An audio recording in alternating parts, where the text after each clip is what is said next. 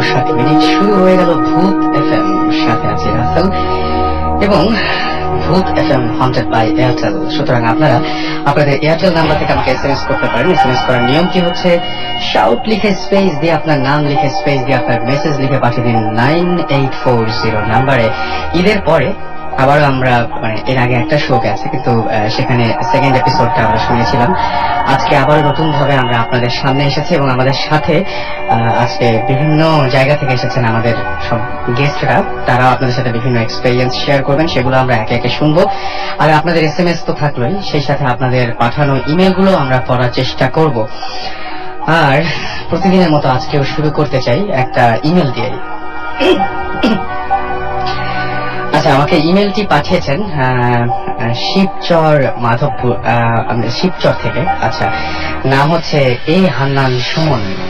তিনি বলেছেন যে আমার বাড়িটা হচ্ছে মাদারীপুর শিবচরে, শিবচর থানার একটা জায়গায়, এবং সেটা হচ্ছে একদম পুরোপুরি ফেরিঘাটের কাছে। আমাদের বাড়ির কাছে একটা ভ্যান চালক ছিল, ওর নাম ছিল হাসান।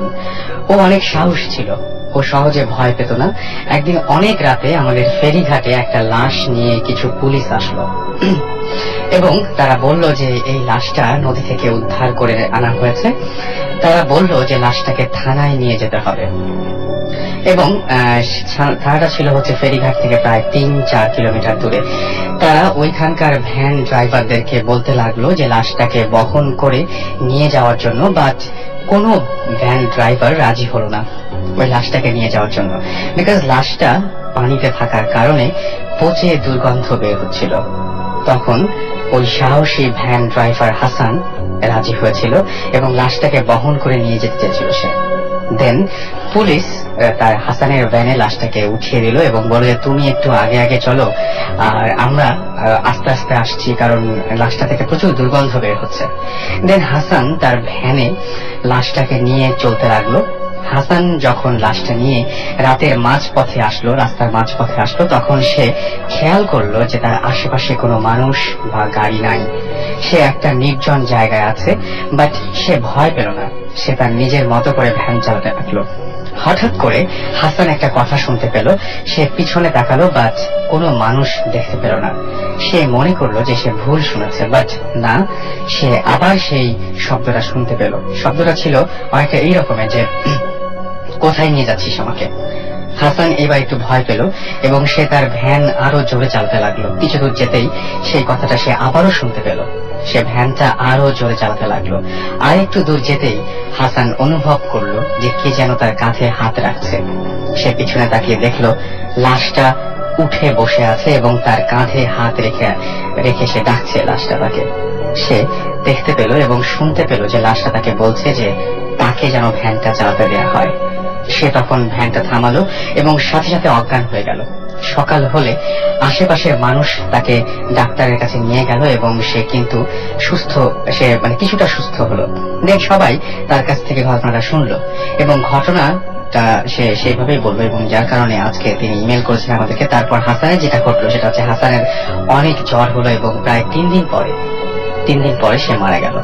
তো আমি এই ঘটনাটা কেন পড়লাম তার একটা কারণ আছে, যে এই ঘটনাটা অনেকটাই অবিশ্বাস্যই মনে হতে পারে আপনাদের সবার কাছে, বাট আমি এরকম একটা ঘটনা আরো একজনের কাছ থেকে শুনেছি। সেটা হচ্ছে আমাদের এখানেই কাজ করেন আমাদের একজন ড্রাইভার, তিনি আমাদেরকে এই ঘটনাটা বলেছিলেন এবং তার ক্ষেত্রেও এই ব্যাপারটা ঘটেছিল। তো আমি জানি না যে এই ঘটনাগুলো একইভাবে ঘটে কেন, এর কোনো একটা আলাদা রিজন আছে কিনা, আই ডোন্ট নো। বাট আপনারা যারা ফেস করেন এরকম ঘটনা, তারা দেখবেন যে অনেক সময় একই ধরনের ঘটনা অনেকের সাথে ঘটছে। এটা কেন হয়, সত্যি এটা একটা বিরাট প্রশ্ন। যাই হোক, আমাকে অনেকে ইমেল করছেন। আমি আরো একবার ইমেল করার নিয়মটা বলে দিতে চাই। তার আগে বলি যে শুনছেন সবসময় রেডিও ফুর্তি, চলছে ভূত এফএম হন্টেড বাই এয়ারটেল। আর আপনি আপনার এয়ারটেল নাম্বার থেকে আমাকে এসএমএস করতে পারেন এবং অন্য যে কোনো নাম্বার থেকে আমাকে এসএমএস করতে পারেন। এসএমএস করার নিয়মটি হচ্ছে শাউট লিখে স্পেস দিয়ে আপনার নাম লিখে স্পেস দিয়ে আপনার মেসেজ লিখে পাঠিয়ে দিন 9840 নাম্বারে। আজকে রাতটা ঘটনা শোনার জন্য অনেক অনেক অনেক বেশি ভালো। আমি একটু আগে বাইরে দাঁড়িয়েছিলাম এবং দেখছিলাম এখন আমাদের স্টুডিও স্টুডিও থেকে বাইরে দেখা যাচ্ছে যে হালকা হালকা কুয়াশা এবং শীত পড়তে শুরু করেছে। এই সময় ঘর থেকে বের হওয়া মুশকিল, ভয় লাগলেও বের হওয়া মুশকিল। আমার অভিজ্ঞতা যেটা আছে, আমার এক্সপিরিয়েন্স, সেটা আমি বলি যে আমি ছোটবেলায় আমার যেটা মনে পড়ে, আমি প্রথম যে ভয়ের বইটি পড়েছিলাম সেটা এরকম কোনো একটা শীতের রাত ছিল তখন, এবং আমার মনে আছে যে আমি একদম লেপের নিচে টর্চ লাইট জ্বালিয়ে একসময় ঢুকে গিয়েছিলাম যে বাইরে কিছু দেখবো না, প্রচন্ড ভয় হচ্ছিল, তারপরে মুখ বের করিনি। তো আজকে সেরকম যদি একটা এনভায়রনমেন্ট আপনি যদি ক্রিয়েট করতে চান, তাহলে আপনি ইচ্ছা করলে আপনার ঘরের লাইটটা অফ করে দিতে পারেন এবং তারপরে আমাদের সাথে শুনতে পারেন ভূত এফএম হন্টেড বাই এয়ারটেল। আমাকে এসএমএস করেছেন মাসুর এবং তিনি বলেছেন যে I am really sad today, এবং তিনি বলছেন যে আজকে তিনি আশা করছেন যে আমাদের শোটা যেন ভালো যায়। আর আমিও আশা করবো যে শো শুনতে গিয়ে আপনার যে আপনি যে স্যাড, সেখান থেকে আপনি যেন সেই জায়গা থেকে বেরিয়ে আসেন এবং আপনি হঠাৎ করে যেন হ্যাপি হয়ে যান। রুবেল সিলেট থেকে আমাদের এসএমএস করেছেন, এছাড়া আমাদের এসএমএস করেছেন আন্ডার ট্রেকার, আচ্ছা আমাদেরকে এসএমএস করেছেন আজিম, আমাদেরকে এসএমএস করেছেন উৎস, আরিফ এবং জয়। এছাড়া আমাদের এসএমএস করেছেন মৃতভূত বা ভূত মরে আজকাল। রূপা আমাদের টিকাটুরি থেকে এসএমএস করেছেন, আমাদেরকে শাহরিয়ার এসএমএস করেছেন আমাদেরকে রিয়াদুল, এছাড়া আমাদেরকে এসএমএস করেছেন সুমি, লাজিম সহ আরো অনেকে। সো আপনি যদি এসএমএস করতে চান তাহলে আপনার এয়ারটেল নাম্বার থেকে আমাদের এসএমএস করুন বা অন্য যে কোনো নাম্বার থেকে আমাদের এসএমএস করুন। আমরা একটা ছোট্ট ব্রেক নিয়ে চলে যাব এক্সপেরিয়েন্সে। ছোট্ট একটা ব্রেক, আমাদের সাথে থাকুন। স্টে টিউনড রেডিও ফুর্তি এন্ড ডোন্ট স্টপ দ্য ফুর্তি। আমার কালেকশনে 200 কয়েন আছে আর আমার আছে 1200 স্ট্যাম্প, সব বিদেশি। আমার খুব ভালো দুজন বন্ধু আছে। মাত্র দুজন? আমার ফেসবুক ফ্রেন্ড লিস্টে 4000 বন্ধু। আমার সিডি আছে প্রায় 400। তিন ফুল collection, latest software. I have a dream. আমার কিছুই নাই। নিষ্ঠুরের পৃথিবীতে যার কিছুই নাই তারও আছে এয়ারটেল অফার। আমার এয়ারটেল আমার অফার। এয়ারটেল প্রিপেড থেকে *222# ডায়াল করে জেনে নিন আপনার অফার। কিছু না কিছু অপেক্ষা করছে সবার জন্য। Happy birthday! তোমার মনে ছিল? Not only that, I got you a gift. তাই কি? Drumsticks. ধুর, কি হবে? বাজাবে, তুমি মিউজিক করতে। I love that. কি করবো বলো, ব্যান্ডটাই তো ভেঙে গেল। একা একা কি আর মিউজিক হয়? You are not alone. Get back to your passion. Your time has come. Homework করো নাই কেন? দাঁড়াও। স্যার, কারেন্ট ছিল না। আচ্ছা, তো মোমবাতি জ্বালাওনি কেন? বাবা তো আগুন নিয়ে খেলতে মানা করেছে। তো বাচ্চা ধান মাকে কেন বলনি? মার গোসলে দেরি হচ্ছিল। দেরি কেন? পানি ছিল না তো। পানি ছিল না কেন? মোটর তো চলছিল না। তো বাবা বলো কেন মোটর চলছিল না? স্যার, কতবার বললাম, কারেন্টই তো ছিল না। আরে কি খেয়ে এসেছে এই ছেলে? মেন্টোস খাও, বুদ্ধির বাতি জ্বালাও।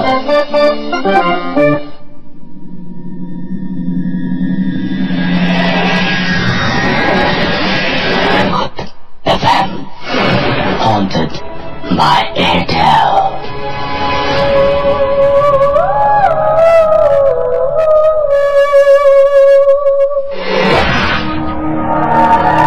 শুনছেন সবসময় রেডিও ফুর্তি, চলছে ভূত এফএম হন্টেড বাই এয়ারটেল। আর ভদ্রলোকের এক কথা। সো আমরা এখন সরাসরি এক্সপিরিয়েন্সে চলে যাব। আমাদের প্রথম যে গেস্ট রয়েছেন তার পরিচয়টা আমরা তার কাছ থেকে জেনে নেব, এবং আমাদের গেস্টের জন্য ইনফরমেশন হচ্ছে আপনাকে মাইক্রোফোনের একটু কাছাকাছি আসতে হবে। ওকে, আচ্ছা, শুরুতে আপনি কোথা থেকে এসেছেন এবং আপনার নাম একটু বলার পরিচয়টা দেন। Hello listeners, this is Jennifer Hassan. I came from Old Town and I have some experience that's weird. So today I want to share that with you. আমার সাথে যে ঘটনাটা ঘটেছিল সেটা ছিল আজ থেকে 12 বছর আগে। আমার গ্রামের বাড়ি হচ্ছে ঢাকা জেলার দোহার থানার আউলিয়াবাদ গ্রামে। আমার মা বাবা যেহেতু কাজিন ছিলেন, সো তাদের গ্রামের বাড়ি পাশাপাশি, মানে একটা হচ্ছে আউলিয়াবাদ আর এটা হচ্ছে মোহাম্মদপুর। আচ্ছা, আমি একটু ইন্টারাপ্ট করি। সেটা হচ্ছে আপনার তো হাজবেন্ড ওয়াইফ দুজনে এসেছেন, তো আমরা আপনার কয়েকটা ঘটনার মধ্যে আমরা আগে মাছের ঘটনাটা শুনি। আচ্ছা, ওকে। তো এই ঘটনাটা ঘটেছিল আমাদের লাস্ট ইয়ার, এই কিছুটা এই সময়ের দিকে বা কিছুটা এই থেকে আগে হবে। আমরা দুজন মাছের অনেক শৌখিন, তো আমরা বেসিক্যালি এক জায়গায় একদিন ঘুরতে বের হয়েছি। তো হঠাৎ আমাদের এরিয়াতে একটা নতুন দোকান দিয়েছে মাছের। তা আমরা ভাবলাম যে ঠিক আছে আমরা একটা মাছ কিনি। তো যেহেতু আমার হাজবেন্ড বললো যে তোমরা ঘুরতে বেরোছো, তুমি কি এটা নিয়ে ঘুরতে পারবা? আমি বলছি হ্যাঁ ওকে নো প্রবলেম।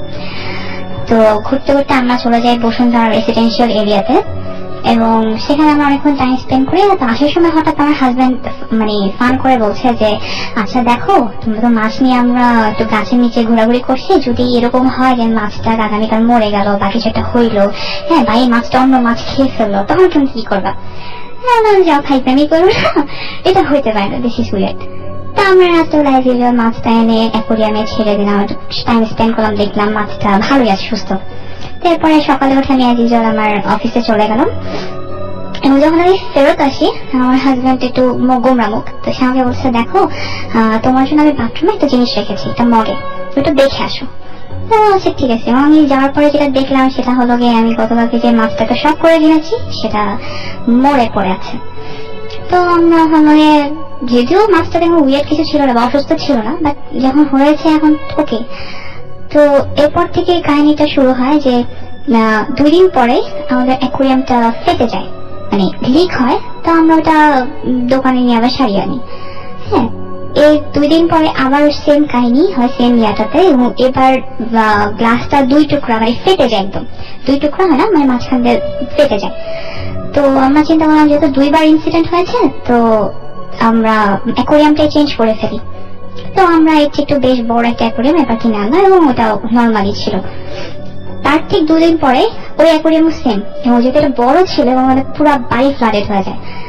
এবং তখন আমরা কি করি, এখন যেহেতু এটা সারতে সময় লাগবে একদিন, তো আমরা আপাতত মাছগুলোকে একটা বালতিতে পানি দিয়ে মাছগুলা রাখি।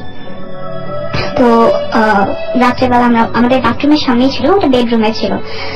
তো রাত্রেবেলা আমরা ঘুমিয়ে পড়ি, আমি ঘুমিয়ে পড়ি যেহেতু আমার সকালে অফিস, আমি আগেই ঘুমোই। তো আমার হাজব্যান্ডের কিছু কাজ থাকে, সে একটু লেট করে ঘুমায়। তো এরপর থেকে যেটা হয়, সকালবেলা ওঠার পরে আমার হাজব্যান্ড দেখতে পায় যে আমাকে তার এক্সপিরিয়েন্সের কথা বলে।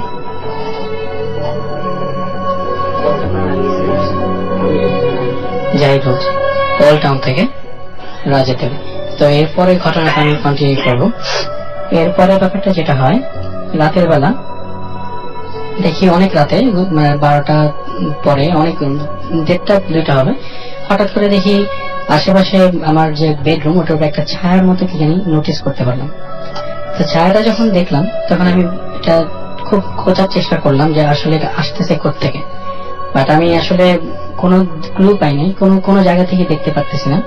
তো ঠিক আছে, আমি চিন্তা করলাম, কিছুক্ষণ পরে দেখলাম যে মাছগুলো অনেক জোরে বালতিতে লাফাচ্ছে। তো আমি ভাবলাম যেহেতু এটার মধ্যে একটা শার্ক মাছ আছে, হতেই পারে। বাট তারপর যখন আমি চিন্তা করে ঘুমিয়ে পড়লাম, তারপরে আমি তারপরের দিন আমি আমার ওয়াইফকে নিয়ে বাইরে চলে যাই। তো রাতে যখন বাসায় ফিরি তখনই দেখি যে রুম প্রবেশ করার সাথে সাথে একটা প্রচন্ড দুর্গন্ধ। আমি চিন্তা করলাম যে এটা হয়তো হতে পারে কোন জায়গা থেকে, টয়লেট থেকে আসতেছে, অ্যাটাচ বাথ যেহেতু। তো এত খোঁজাখুঁজি পর কোথাও দেখলাম, হঠাৎ চোখ পড়লো বালতির দিকে। বালতির দিকে চোখ ফেলতেই তখন ওইখানে সামনে যাওয়ার পর দেখি যে আমার প্রায় 14টা-15টা মতো মাছ ছিল, সবগুলো মাছ একদম মরে উপরে হয়ে আছে। প্রচন্ড এটার মধ্যে কষ্ট পাই। তারপর আমি টয়লেটে বালতিটা নিয়ে যাই, নিয়ে আস্তে আস্তে সব মাছগুলো পানি ঢেলে ঢেলে ফেলতে থাকি, দেখতে থাকি, খুব খারাপ লাগে। তো কিছুক্ষণ পর নোটিস করি যে আমার 14-15টা মাছ হবে, বাট ওখান থেকে 5-6টা মাছ মিসিং। তখন আমি চিন্তা করলাম মাছ মিসিং কিভাবে, আর এত বড় মাছ এটা খাওয়ার কোনো পসিবিলিটি, যদি খেয়ে ফেলে অ্যাটলিস্ট কিছু তো একটা থাকবে চিহ্ন, বাট কোনো কিছুই চিহ্ন নেই, সম্পূর্ণ মিসিং। তারপরে আমি জিনিসটা আমার খুব, এবং ওই বাসায় তো কারো আসার কোনো পসিবিলিটি নাই, না কারো আসার কোনো, এবং রুম আমরা লক করে যাই। রাইট। তো আমরা প্রতিদিন যখন বাসা থেকে বের হই ওর আমি রুম আমরা তালা দিয়ে লক করে যাই। তো যখন লক খুলে ভিতরে ঢুকি তখন এই পরিস্থিতি দেখতে পাই। এবং ওখানে কোনো ধরনের কোনো প্রাণী বা ঢোকার কোনো পসিবিলিটি নাই। ওকে 13th ফ্লোরে কোনো পসিবিলিটি নেই। সেটাই। তো তারপরে আমি প্রচন্ড ভয় পাই, এবং ভয় পাওয়ার ফলে আমি হুজুর ইমামকে বাসায় নিয়ে আসি। তুমি দেখলো, দেখে থেকে অনেক দোয়া দুরুদ পড়লো। তখন তিনি যেটা বললো যে সম্ভবত এটা জিন ছিল, মাছগুলো সবগুলো খেয়ে ফেলেছে। আচ্ছা, সম্পূর্ণ মাছ খেয়ে ফেলেছে এবং এটা মিসিং। সে বললো যে এখন তোমার রুমের মধ্যে মিলাদ পড়ো এবং রুমটা বন্ধ করে দাও, যাতে করে নেক্সট টাইম হয়তো এগুলো না ঘটে। আচ্ছা, তো এরপরে এখনো উলট পালট কিছু ঘটছে, কিন্তু আরেকটা ঘটনা যেটা আমি বলতে ভুলে গেছি, তার সকালে যখন আমি রাতে ছায়াটা দেখি, তখন সকালে আমি চোখ খুলে দেখি যে বারান্দা থেকে হঠাৎ করে একটা মিডিয়াম সাইজের একটা ছায়া ভিতরের দিকে প্রবেশ করলো, এবং আমি খাট থেকে উঠে বসে পড়ি যে জিনিসটাকে আমি ভুল দেখতেছি নাকি। তো দেখলাম যে ছায়াটা ঢুকে অ্যাকুয়ারিয়ামের পাশ দিয়ে যে আলমারিটা আছে ওটা ভেদ ভেদ করে ভিতরে চলে গেল। তো এরপরে আর কিছুই দেখতে পাইনি আমি। আচ্ছা, এটা আপনি নিজের চোখে দেখেছেন। এখন আমি আপনাকে একটু বলি যে আপনার ফ্যামিলির একটা ব্যাকগ্রাউন্ড আছে, যেটা শুনলে মানুষ আরো বুঝতে পারবে যে আসলে এই ঘটনাগুলো, আপনার সাথে আরো অসংখ্য ঘটনা আছে, সেই ঘটনাগুলো আমরা একে একে শুনবো। তো আপনি একটু বলবেন যে আসলে আপনার ফ্যামিলিতে এরকম ঘটনা বা আপনার সাথে এরকম ঘটনা কেন ঘটে, বা মানে কয়েকটা হিস্ট্রি আছে কিনা যেটা আপনি বলতে চান সবাইকে। হ্যাঁ, একটা মেইনলি একটা যেটা মেইন থিং হচ্ছে যে আমার দাদি, তিনি জিন আমল টামল করতো। তো তখন থেকে আর কি আমার বাবা এবং মার সাথে অনেক ঘটনা ঘটে যায়, এবং যেহেতু তিনি চাচ্ছিল যে এই জিনিসটা বংশ পরম্পরায় একজন কেউ ওটা হাতে নেয় তিনি মারা যাওয়ার পর, বাট আসলে এটা কেউ সাহস করতে পারেনি, আমার বাবা মামা। তো আমার বাবা একটাই ছেলে ছিল, আমার ফুফুটুকু কেউ নাই, আমিও একটা ছেলে। তো এটা ফরচুনেট বা আনফরচুনেট, আমি এরপরের থেকে ছোটকাল থেকে বিভিন্ন ঘটনার সম্মুখীন হই। যেমন ছোটখাটো একটা ঘটনা, যেমন আমার বাবা যেটা সে ব্যাংকে চাকরি করতো, তো সেখান থেকে সে রাতে যখন বাসায় ফিরতেছে, তো হঠাৎ করে দেখে যে ড্রেন থেকে পচা ভাত তুলতেছে একটা লোক। তো তখন সে পাশ কেটে চলে যাচ্ছিল, লোকটা বললো যে এটা তুই হাতে নে, বাসায় নিয়ে যা। তো তুই বাসায় নিয়ে গেল, যাওয়ার পর তারপরে যখন সে দাদিকে বললো, দাদি সেটা বললো খোলো এটা জিনিসটা কি দেখি, সঙ্গে সঙ্গে দেখে একদম টাটকা একটা সন্দেশ। এবং দাদি তাহাজ্জুদের নামাজ পড়তো। আরেকদিনের ঘটনা, সে হঠাৎ করে দেখে যে জানলা দিয়ে তাকায়, দেখে যে একটা গলা নেই, মানুষ গলা কাটা, এবং দুই ঘাড়ের মধ্যে মোমবাতি জ্বালানো, মানুষটা হেঁটে যাচ্ছে। তো এটা আমাদের এখানে আশেপাশে এলাকায় অনেকে দেখেছে, এবং দাদিও জানে যে এটাকে বলে গলা কাটা পীর সাপ। এটা রেয়ার, মানে প্রায় দেখা যেত, অনেকে দেখতে পেত, ক্ষতি করতে শোনা যায়নি। আচ্ছা, এবং আপনিও ছোটবেলা থেকে অনেক সময় দেখা গেছে যে অনেক কিছু মানে গেস করতে পারেন, আগে থেকে বুঝতে পারেন, টের পান, এই ঘটনাগুলো দু একটা বলবেন যে মানে। হ্যাঁ, যেমন যেটা সবচেয়ে মেইন ঘটনা ছিল যে আমি আমার স্কুল লাইফে আমি অলওয়েজ আমার রেজাল্ট আমি আগে জানতে পারতাম। যেমন একটা ঘটনা বলি যে আমি এক্সামে শেষ হয়ে গেছে, ঘুমিয়ে আছি, এবং এটা ঠিক ফজরের সময় ঘটতো। আমাকে কে যেন একজন ধাক্কা দিয়ে জাস্ট বলে যেত পাস অথবা ফেল, এবং আমি এটা অলওয়েজ জানতে পারতাম স্কুল লাইফে। কলেজ লাইফে কখনো ফিল করিনি আমি। এবং আরেকটা যেটা ঘটতো যে আমার ফ্যামিলি কেউ মারা গেলে, এটা আমি শুনতে চাই একটু, মানে কিভাবে ঘটেছিল। আমি জানি, আপনি একটু সবাইকে বলেন যে আপনি যেভাবে টের পেয়েছিলেন জিনিসটা, ব্যাপারটা খুবই অদ্ভুত লেগেছে আমার কাছে। যেটা ঘটেছে যে এটা অনেক আগের থেকেই, যেমন আমি ফ্যামিলিতে কেউ মারা গেলে আমি আগের থেকে কিছুটা টের পাই। যেমন রিসেন্টলি আমার ভাই মারা গেছে, তো আমি রাত্রেবেলা অ্যাজ ইউজুয়াল আমি ঘুমাচ্ছি অনেক রাত, তো আমার ভাই সুস্থ সবল, সে হঠাৎ করে আমি ঘুম থেকে জেগে উঠে আমি আমার ওয়াইফকে বলি যে, আমার ভাইয়ের নাম ছিল সুমন ভাই, আমি বললাম যে সুমন ভাই আর হয়তো বাঁচবে না, তুই মারা যাবে। তো আমার ভাই বলতেছে তুমি কি বলতেছে বলে, তো আমি ওর কথা কিছু না শুনে আমি ঘুমিয়ে পড়লাম। কিছুক্ষণ পর দেখা গেল যে অনেক জোরে আমার গেট নক করতেছে কে জানি, তো আমাকে ডেকে বললো, তো আমি গেট খুললাম, গেটের বাইরে কেউ নেই, কারণ অনেক রাত হয়ে গেছে, সবাই ঘুমিয়ে পড়ছে। পাশের রুমে আমার সিস্টার ছিল, তো তিনিও ঘুমাচ্ছেন। তো আমি, আমার ভাইগনা আছে, ও দুষ্টামি করেছে নাকি, বাট কেউ নাই। তো কিছুক্ষণ পর আমার বোন চিৎকার করে আমাকে ডাকলো এবং বললো যে আমার ভাইটা মারা গেছে। আচ্ছা, মানে এটা আপনি একদম আগে থেকে বুঝতে পেরেছেন। যেমন আরেকটা ছিল যে আমার খালার বিষয়, যে মারা গেছে। আমার এইচএসসি পরীক্ষা ছিল, অনেক প্রচন্ড জ্বর ছিল, আমার ইনজেকশন দিয়ে জ্বর নামানো। তো আমি বসে আছি, তো আম্মু বলতেছে যে পরীক্ষা যেহেতু একটু কিছু স্টাডি করো। তো আমি পড়তেছি, হঠাৎ করে দেখি যে আমার গার্ডেনের দিকে একটা কালো বড় শেপের মতো, মানে বারবার এখানে আমার চোখের সামনে আসতেছে, যেতেছে। আমি প্রচন্ড ভয় পাই, তো হাত দিয়ে মুখটা ঢেকে আমি ওটা চেষ্টা করি যে না দেখা। আম্মু জিনিসটা বুঝে ফেলে, সে সামনে এসে বলে যে ঠিক আছে আমি সামনে বসে আছি, তুমি পড়ো। আচ্ছা, বাট আমি আসলে এটা কখনোই কোনো মতে এড়াতে পারতেছিলাম না, এটা বারবার আমি দেখতেছি। জাস্ট কিছুক্ষণ কয়েক মিনিট পর ফোন আসলো বাসা থেকে যে আমার খালা আর নেই। মারা গেছে। এইভাবে আপনি অনেক সময় হুবহু জিনিসটা জানলেও মোটামুটি একটা জিনিস টের পান যে কোন একটা সাইন, negative কোন একটা সাইন যে sign যে ঘটবে। একটা খারাপ কিছু করতে যাচ্ছে। আচ্ছা আপু, আপনার কাছে আমি জানতে চাইবো যে আপনারা দুইজন মিলে এই যে বিভিন্ন সময় আপনার যেহেতু যে বাইক চালান ভাইয়া, সো আপনাদের দুজনের একটা এক্সপিরিয়েন্স আছে, ওই যে গ্লাস দিয়ে কিছু একটা দেখেছিলেন বাইকের পেছনে, সেটা একটু বলবেন। এই ঘটনাটা ঘটেছিল আমার আম্মুর বাসার সামনে। সেটা হচ্ছে খিলগা, মানে মালিবাগ মাটি মসজিদের সামনে। তো অ্যাজ ইউজুয়াল আমি আমার আম্মুর বাসা থেকে বের হচ্ছি, আর ও আমার জন্য নিচে ওয়েট করছে। তো আমি ফোন পেয়ে নিচে নামি, তো সিঁড়ি থেকে নামছি। তো ও আমাকে অলওয়েজ বলতো যে আমি দেখো অনেক সময় আমার সাথে প্রেজেন্স, কারো কিছু প্রেজেন্স অনুভব করতে পারি, যে আমার সাথে কিছুটা আছে বা কিছু, বাট আমি কখনো সেটা পাত্তা দিইনি। সেদিন একদম আমি নামছি, তো হঠাৎ দেখলাম সে বাইকে বসে আছে, দূর থেকে দেখা যাচ্ছে রাস্তাটা, সে বসে আছে এবং পিছনে একটা আবছা সাদা আকৃতির একটা ফিগার আমি দেখতে পাই। এবং যখনই আমি আরো যখন চোখে ভুল দেখেছি বা কিছু, আস্তে আস্তে আমি সিঁড়ি থেকে নেমে যখন সামনাসামনি চলে আসি, আমি দেখলাম যে আস্তে আস্তে জিনিসটা সরে গেল, মানে ফিগারটা অদৃশ্য হয়ে গেল চোখের সামনে। তো তখন আমি একদম পুরো স্টাক হয়ে যাই জায়গায়, এবং আমাকে জিজ্ঞেস করে যে কি হয়েছে। তো আমি বললাম যে দেখো এরকম তোমার পিছনে আমি একটা ফিগার দেখতে পেয়েছি, তুমি কিছু বুঝতেছিলে বা ফিল করছিলে কিনা তোমার পিছনে কিছু আছে। তো বলছি যে আমি তো ওকে বলছি যে আমার সাথে কিছুটা আছে বা প্রেজেন্স ফিল করতে পারি, এবং সে ওটা তার কাছে মনে হচ্ছিল কেউ আছে, বা সে মানে বুঝতে পারছিল না। আমি জিনিসটা একদম স্পষ্টই দেখেছি, আমার চোখের সামনে সেটা সরে গেছে। আচ্ছা, পরে আপনি যখন মানে আপনি কি কিছু দেখেছিলেন? না, আমি কিছুই দেখতে পাইনি। আচ্ছা। মানে আমি অলওয়েজ যখন আমি ম্যাক্সিমাম টাইম আমি আমার ওয়াইফের সাথে করে নিয়ে বাইকে ঘোরাঘুরি করি।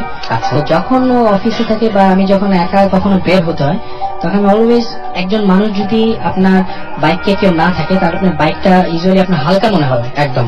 তো যদি যেহেতু ও আমার পাশে পিছিয়ে বসে, আমি বুঝতে পারি, তো বাইকে যে শক অবজার্ভটা আছে ওইটা কিছুটা নিচের দিকে নেমে যায়। আচ্ছা। তো আমি মাঝে মাঝে ফিল করা শুরু করি যে আমার পিছনে কেউ বসে গেছে, এবং শক অবজার্ভটা নিচের দিকে ঝুঁকে যায়। আচ্ছা। কিন্তু পিছনে গ্লাস দিয়ে দেখার চেষ্টা করি, বাট কোনো কিছু আসলে দেখতে পাই না, ফিল করি না। কিন্তু সেদিন সে আর কি স্পষ্ট দেখলো যে আমার পিছে একটা সাদা কাপড় পরে একজন ফিগার বসে আছে। ওকে, সো এই ছিল ঘটনা। এবং আরেকটা জিনিস সেটা হচ্ছে যে আমরা তো শুনলাম, এবং আপুরও আরেকটা ঘটনা আছে একদম পার্সোনাল, সেই ঘটনাটা আমরা আস্তে আস্তে শুনবো এবং সেই ঘটনাতে আমরা যাব। সেই ঘটনাতে যাওয়ার আগে আমরা একটা ছোট্ট ব্রেক নিয়ে আসবো, এবং তারপরে অন্য একজন গেস্ট আছেন, তার কাছ থেকে আমরা ঘটনা শুনবো, তারপরে আপুর ঘটনা আবার শুনবো। সো ছোট একটা ব্রেক শুনছেন সবসময় রেডিও ফুর্তি, চলছে ভূত এফএম, হন্টেড বাই এয়ারটেল। ফিরে আসছে একটু পরে। হোমওয়ার্ক করো নাই কেন? দাঁড়াও। স্যার কারেন্ট ছিল না। আচ্ছা, তো মোমবাতি জ্বালাওনি কেন? বাবা তো আগুন নিয়ে খেলতে মানা করেছে। তো বাচ্চা ধান মাকে কেন বলনি?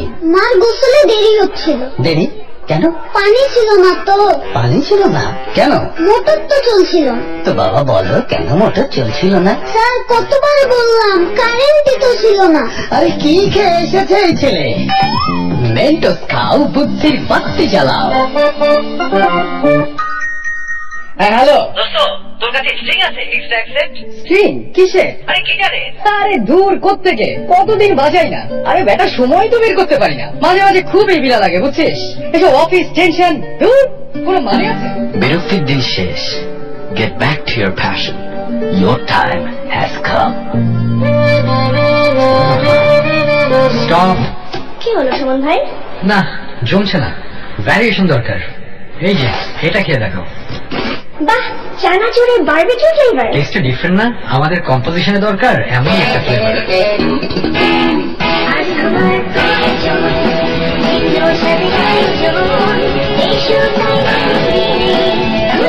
রুচি বারবিকিউ চানাচুর, নতুন যুগ, নতুন স্বাদ, একটি স্কয়ার পণ্য।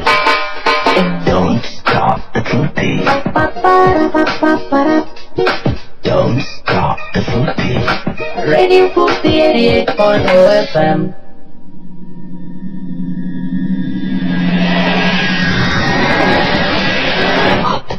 FM. Haunted by Airtel.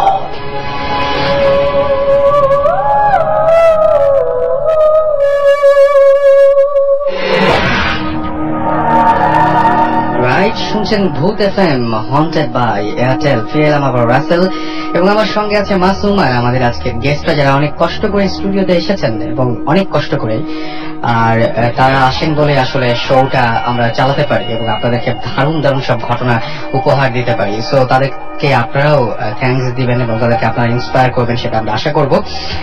আর সেই সাথে আমাদের আরো একজন গেস্ট আছেন, তার একটু এসএমএস করবো। আবির আমাকে আজিমপুর থেকে লিখেছেন, ভাইয়া বাসায় একা শুনতে অনেক একা এবং শুনতে অনেক ভালো লাগছে।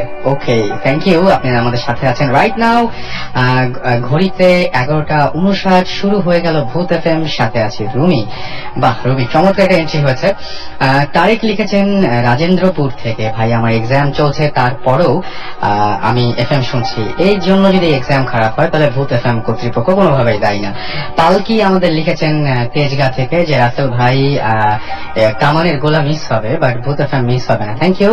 মাসুম লিখেছেন খুলনা থেকে যে আজকে 1 বছর ধরে ভূত এফএম শুনছি, ব্যাকগ্রাউন্ড সাউন্ডটা আমাকে ভয় দিচ্ছে। হ্যাঁ, এবং আপনি মাসুম লিখেছেন খুলনা থেকে, আরেকজন মাসুম এখানে বসে সেটা অপারেট করছেন, সুতরাং ভালো না হয় উপায় কি। আর সেই সাথে আমি দেখতে পাচ্ছি আরো আমাকে রামিম এসএমএস করেছেন স্বামী ময়মনসিং থেকে, স্লেক খান এসএমএস করেছেন আমাকে, এম কে ফ্রম রাজশাহী, আজব আচ্ছা আজব লিখেছেন, আচ্ছা আজব আমরা দুই বন্ধু আচ্ছা ছাদে ভূত এফএম শুনছি, আপনাদের নাম কি আজব আমি ঠিক জানি না। পলাশ দাস আমাদের এসএমএস করেছেন এলিসা মিনহাজ মুন্না ফ্রম খুলনা। ওকে, আমাকে মিথিলা এসএমএস করেছেন, এছাড়াও এসএমএস করেছেন গৌরীপুর থেকে দ্য বস, আমাকে এসএমএস করেছেন থান্ডার বয়, এবং তারও এক্সাম চলছে, একই কথা বলবো আপনাকেও। এছাড়া আমাকে জিনের বাদশা এসএমএস করেছেন কিশোরগঞ্জ থেকে, আনিকা এসএমএস করেছেন আমাকে রাকিব জোহা হল থেকে, এছাড়াও জুয়েল খিলক্ষেত থেকে আমাকে এসএমএস করেছেন তেপান্তরের রাজপুত্র চট্টগ্রাম থেকে। অলরাইট, আমরা এখন নেক্সট ঘটনায় যাব। আমাদের সাথে আরো একজন গেস্ট আছেন এবং তারও ফ্যামিলিতে আসলে এরকম ধরনের অনেক ঘটনা আছে, এবং সেইখান থেকে আসলে ঘটনার সূত্রপাত, এবং সেই কারণে আজকে তিনি আমাদের সাথে। আপনার নামটা একটু বলবেন, কোথা থেকে এসেছেন? Hello everyone, this is Taifuzzam Razin. আমি এসেছি রায়বাজার থেকে and আমি ড্যাফোডিল ইন্টারন্যাশনাল ইউনিভার্সিটিতে বিবিএতে পড়ছি। তো আপনার সঙ্গে একটা আতর আছে আমি দেখেছি। হ্যাঁ, আতরটা কিসের? আমরা চেষ্টা করবো এই আতরের ছবিটা আমাদের ফেসবুক ফ্যান পেজে, রেডি ফুডে ফেসবুক ফ্যান পেজে আপ করে দেওয়ার। আতরটার সম্পর্কে বলেন। আমার কাছে বেসিক্যালি আমাদের ফ্যামিলিগত ভাবে অনেক জিনিসপত্র হয়, তো আমি ফার্স্ট আতরের ঘটনাটা বলবো। সেটা হচ্ছে যে আমার নানা নানুকে নিয়ে, আমাদের গ্রামের বাড়ি বেসিক্যালি কিশোরগঞ্জ জেলার পাজিতপুর থানায়। তো আমার নানা প্রায় 52 ইয়ার্স আগে, আমার নানা নানুর কোনো বাচ্চা হতো না। তো তখন আমাদের ফ্যামিলিগত ভাবে ছিল, প্লাস আমাদের একজন লোক ছিলেন যিনি জিনের এরকম আমল টামল কিছু একটা জানতেন।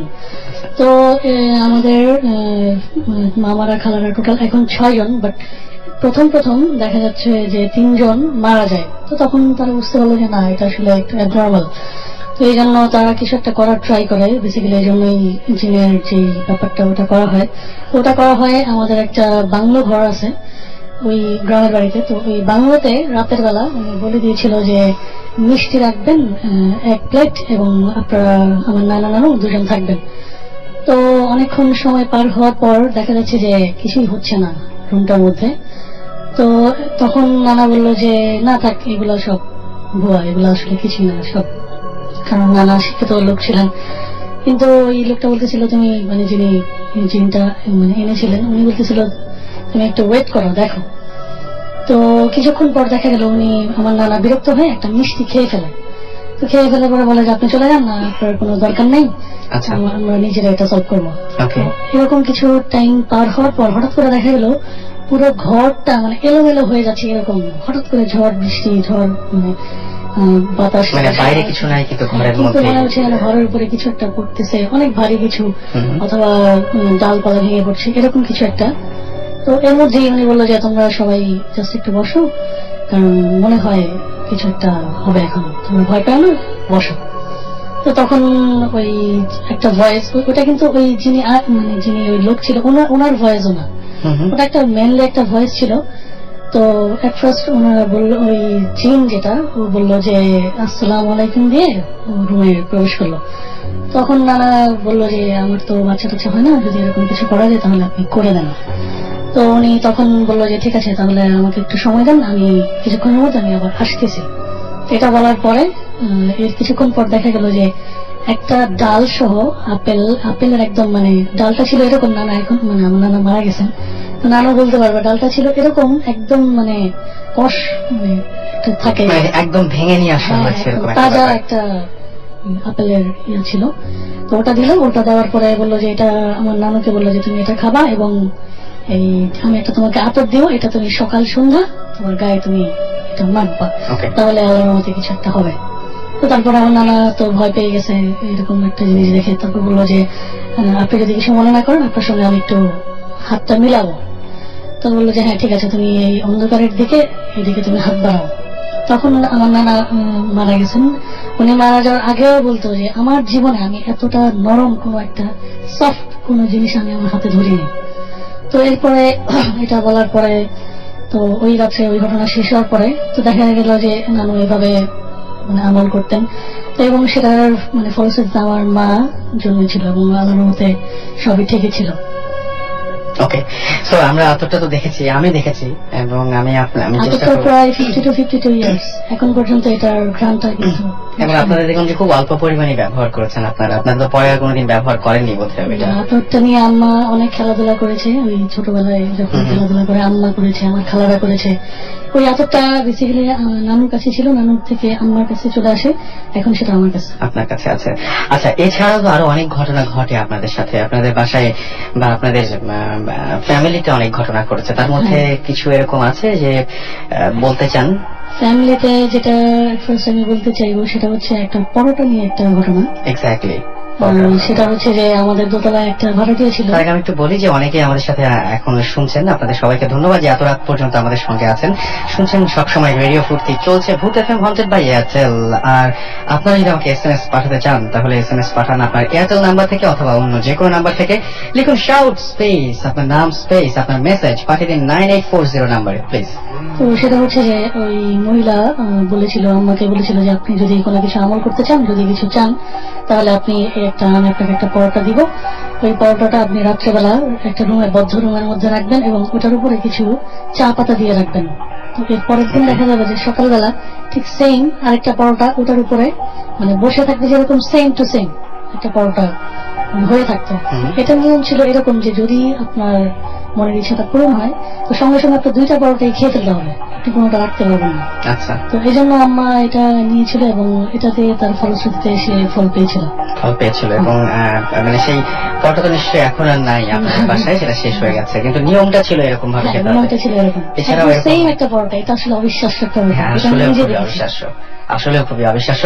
আচ্ছা, এছাড়া আর কি আছে আপনার কাছে? এছাড়া আরেকটা ব্যাপার হচ্ছে আমি বলতেছি, সেটা হচ্ছে আমার বাসাটা হচ্ছে রায়ের বাজার। তো ওখানে একটু হিন্দু কেন্দ্রিক এলাকা আমাদেরটা। তো আমাদের যেটা আমরা যখন ফার্স্ট এই এলাকায় বাড়ি করতে আসি তো তখন দেখা যায় আমাদের বাড়িটা ছিল ফার্স্ট হাফ বিল্ডিং, তো ওটা ভেঙে আমরা ডেভেলপ করি। এটা আজ থেকে আরো 15-16 বছর আগের ঘটনা। তো তখন দেখা যেত যখন মিস্ত্রিটা কাজ করতো ওনারা বলতো, তার আগে আমি একটা জিনিস মিস করেছি, সেটা হচ্ছে যে আমাদের বাড়ির পাশেই একটা হিন্দু বাড়ি ছিল এবং ওই হিন্দু বাড়িতে ওই একটা রুমে মানে একটা মেয়ে, খুব অল্প বয়সী একটা মেয়ে সুইসাইড করেছিল, সেটা ফাঁসি নিয়ে, এবং সেটা আমি দেখেছিলাম। মানে তখন আমরা জাস্ট ওই এলাকায় এসেছি এরকম টাইপ, আপনাদের চোখের সামনে ঘটনাটা ঘটেছিল? তখন আমি বেশ ছোট, বাট আমি ওই জিনিসটা দেখেছিলাম। মানে হয়ে যাওয়ার পরে তারপরে আপনারা দেখতে গিয়েছিলেন এবং দেখেছেন? আমি লাস্টটা দেখেছিলাম। ওই মেয়েটা পারিবারিক কোন একটা ব্যাপার নিয়ে, তো ওই মেয়েটা মারা যাওয়ার আগে নাকি ওই আগের রাত্রে ওই ওনার মাকে বলেছিল যে আমি তো তোমাদের কাছে থাকবো না, তো আমার সাথে সাথে কিন্তু তোমরাও যাবো, এরকম টাইপের কিছু একটা সে বলে গিয়েছিল। তো তারপর দেখা গেছে ওই মেয়েটা মারা যাওয়ার পরে মানে সাইক্লিক অর্ডারে মাও মারা যায়, মা মারা যাওয়ার সাথে সাথে ওনার দাদিও মারা যায়। আচ্ছা, এটা আসলে একটা হতে পারে, অনেকে ভাবতে পারে এটা নর্মাল, বাট যেহেতু ওই মেয়েটা বলেছিল আগের দিন যেহেতু বলেছিল, হ্যাঁ, তো ওই এবং মানে ও মারা যাবার পরে একদম সঙ্গে সঙ্গে ফ্যামিলির মেম্বারও কোনো কারণ ছাড়া দেখা নিশ্চয়ই গিয়েছিল মানে ডেট টু ডেট এরকম কিছু একটা ছিল। আচ্ছা। যেমন ধরেন ডেটটা ছিল 10 ডেট ছিল, এরপরের মাসে ওই 10 তারিখেই আবার আরেকজন মারা গেছেন, তারপরের মাসে আবার 10 তারিখে এরকম ছিল। আরেকজন মারা গেছেন। ওকে, তো এরপর ওই আনফর্চুনেটলি ঠিক ওই রুমটার পাশেই আমার রুম বলতে হচ্ছে। তো আমি যেখানে ছিলাম সেটা হচ্ছে যে যখন আমাদের বিল্ডিংটা করতে আসে, তো বিল্ডিংটা যখন ডেভেলপ করে তখন মিস্ত্রিরা তখন ওরা দেখতো যে একটা ছাদ যখন ঢালাই হয়ে যায় তখন তারা দেখতো ছাদের মধ্যে রাত্রে 2-3টার সময় অনেক বড় বড় বানর বসে থাকতো। সবচেয়ে মানে ইন্টারেস্টিং ব্যাপার যেটা সেটা হচ্ছে যে ওখানে বউ টাইপের মানে শাড়ি পরা একটা মেয়েকে দেখা যেত। আচ্ছা। এবং এখন পর্যন্ত আমাদের চারতলায় যারা ভাড়াটিয়া থাকে ওরা এখনো বলে যে আমরা ছাদের মধ্যে নুপুরের সাউন্ড পাই। আর লাস্ট আমি যেটা বলতে চাই, আমাদের এক ভাড়াটিয়া ছিল, উনি ছাদের মধ্যে ঘুমাতেন, রাতের বেলা ছাদের মধ্যে, একটু বয়স্ক ছিল, তো উনি আবার এগুলা হ্যান্ডেল করতে পারতেন। উনি যখন রাত্রেবেলা সাথে ঘুমাতে গেছেন তখন দেখেন যে একটা বউ টাইপের মাথায় ঘুমটা দিয়ে লাল শাড়ি পরা তো বসে আছে টাঙ্কি যেখানে ওই জাস্ট পাশে। তো উনি উঠে গেলেন, উঠে গিয়ে ভাবতেছে যে হয়তো বাসায় কেউ ডাক্তার করে হয়তো ছাদে চলে আসছে। তো গিয়ে বলতেছে মা কি হয়েছে তোমার এরকম টাইপের। তো উনি যখনই ধরতে গেছে তখনই দেখা গেছে ওটা মানে ওই বউটা কিংবা যাই ছিল ওটা লাফ দিয়ে গাছে চলে গেছে, একদম পাশে আমাদের বাউন্ডারি হয়ে গেছে। তো এরকম জিনিসপত্র আমাদের মানে আমি যেটা দেখেছিলাম সেটা হচ্ছে যে আমি ওইখানে আমি ছোট যখন বিল্ডিংটা করা হচ্ছিল তখন আমি এই ছাদের মধ্যে দিয়ে ঘুরতাম। ঘোরার সময় আমি হঠাৎ করে একদিন ছাদ থেকে পড়ে যাই। আমি ঠিক ওই হিন্দু বাড়িতেই পড়ে যাই।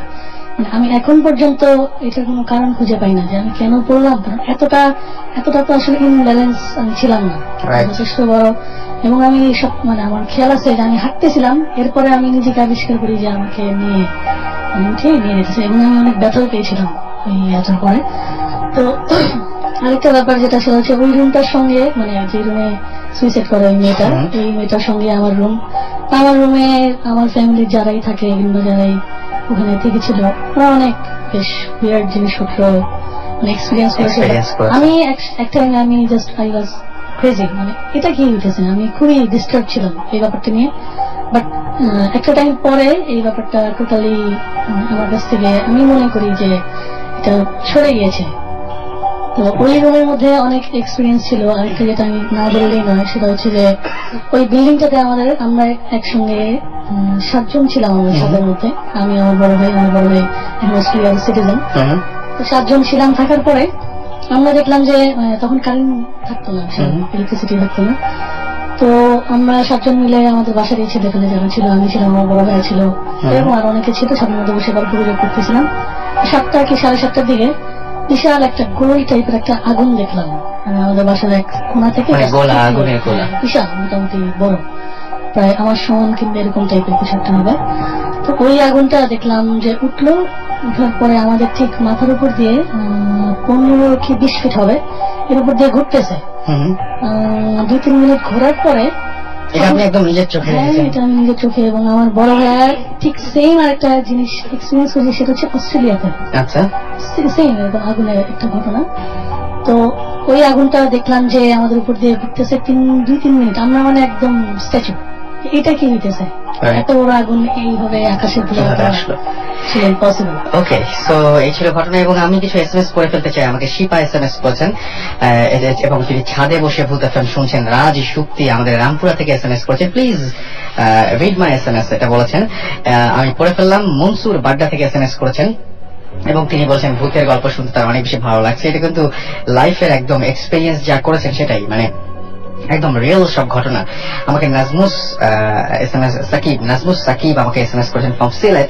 এছাড়া আমাকে এনামুল SMS করেছেন নান্দাইল ময়মনসিং থেকে। এছাড়া রাফিদ বন্য SMS করেছেন ধানমন্ডি থেকে। আমাকে SMS করেছেন তানজিন। এছাড়াও আমাকে SMS করেছেন হৃদয়। SMS করেছেন ডিজিটাল গুগল আমাকে SMS করেছেন। এছাড়াও SMS করেছেন আমাকে দেখতে পাচ্ছি যে রাকিব, অভি, আবিদ, ছোট রাকিব, সবাই মিলে ভূত FM শুনছেন তারা। এছাড়া আমাকে রকিবুল SMS করেছেন, সায়েন্টিস্ট ভূত SMS করেছেন। SMS করেছেন আমাকে এছাড়াও দেখতে পাচ্ছি উত্তরা থেকে কনক। আমাকে ইব্রাহিম SMS করেছেন, ইব্রাহিম, জয়, সাইদ গাজীপুর থেকে SMS করেছেন তারা। এছাড়াও রাজু SMS করেছেন বাগেরহাট থেকে। আমাকে ফয়সাল SMS করেছেন, ব্যাকগ্রাউন্ড মিউজিকের প্রশংসা করেছেন, thank you so much. Ahmed আমাদের SMS করেছেন, রায়হান SMS করেছেন, ডাকু SMS করেছেন, SMS করেছেন আশরাফ, স্বর্ণা, তৌফিক ময়মনসিং থেকে, ফাহাদ চট্টগ্রাম থেকে SMS করেছেন, SMS করেছেন হোসেন এবং তমা সিলেট থেকে। শুনছেন রেডিও ফুর্তি, চলছে ভূত FM হন্টেড বাই এয়ারটেল। আমরা ছোট একটা ব্রেকে যাব আর ফিরে আসছে একটু পরে। স্টে টিউনড টু রেডিও ফুর্তি এন্ড ডোন্ট স্টপ দ্য ফুর্তি। ওয়াও, চানাচুরের সাথে এটি দারুণ। ওয়াও, হ্যাঁ, ব্যাগ খুললেই সারপ্রাইজ, কারণ রুচি চানাচুরে এখন রয়েছে প্রচুর গ্রিন পিস। রুচি চানাচুর এখন বেশি বেশি গ্রিন পিস, তাই আরো টেস্টি, আরো হেলদি একটি স্কয়ার পণ্য। হোমওয়ার্ক করো নাই কেন? দাঁড়াও। স্যার কারেন্ট ছিল না। আচ্ছা, তো মোমবাতি জ্বালাওনি কেন? বাবা তো আগুন নিয়ে খেলতে মানা করেছে। তো বাচ্চা ধান মাকে কেন বলনি? মার গোসলে দেরি হচ্ছিল। দেরি কেন? পানি ছিল না তো। পানি ছিল না কেন? মোটর তো চলছিল না। তো বাবা বলো কেন মোটর চলছিল না? স্যার কতবার বললাম, কারেন্টই তো ছিল না। আরে কি খেয়ে এসেছে এই ছেলে? মেন্টোস খাও, বুদ্ধির বাতি জ্বালাও। Happy birthday. তোমার মনে ছিল? Not only that, I got you a gift. তাই কি? Drumsticks. ধুর, কি হবে? বাজাবে, তুমি মিউজিক করতে। I love that. কি করবো বলো, ব্যান্ডটাই তো ভেঙে গেল। একা একা কি আর মিউজিক হয়? You are not alone. Get back to your passion. Your time has come. অবিরত চলছে সবাই, চলছে সাথে রেডিও ফুর্তি, সকাল দুপুর সন্ধ্যা রাতে, শুনছে সবাই রেডিও ফুর্তি।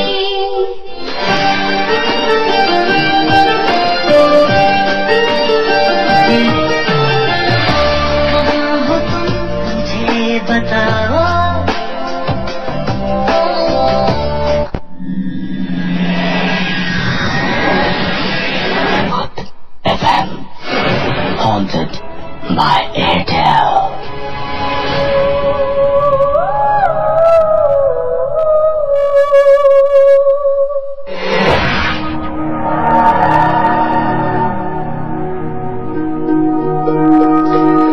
শুনছেন সবসময় রেডিও ফুর্তি, চলছে ভূত এফএম হন্টেড বাই এয়ারটেল। পাচ্ছি আপনাদের অসংখ্য এসএমএস। আপনারা কিন্তু এসএমএস করতেই পারেন।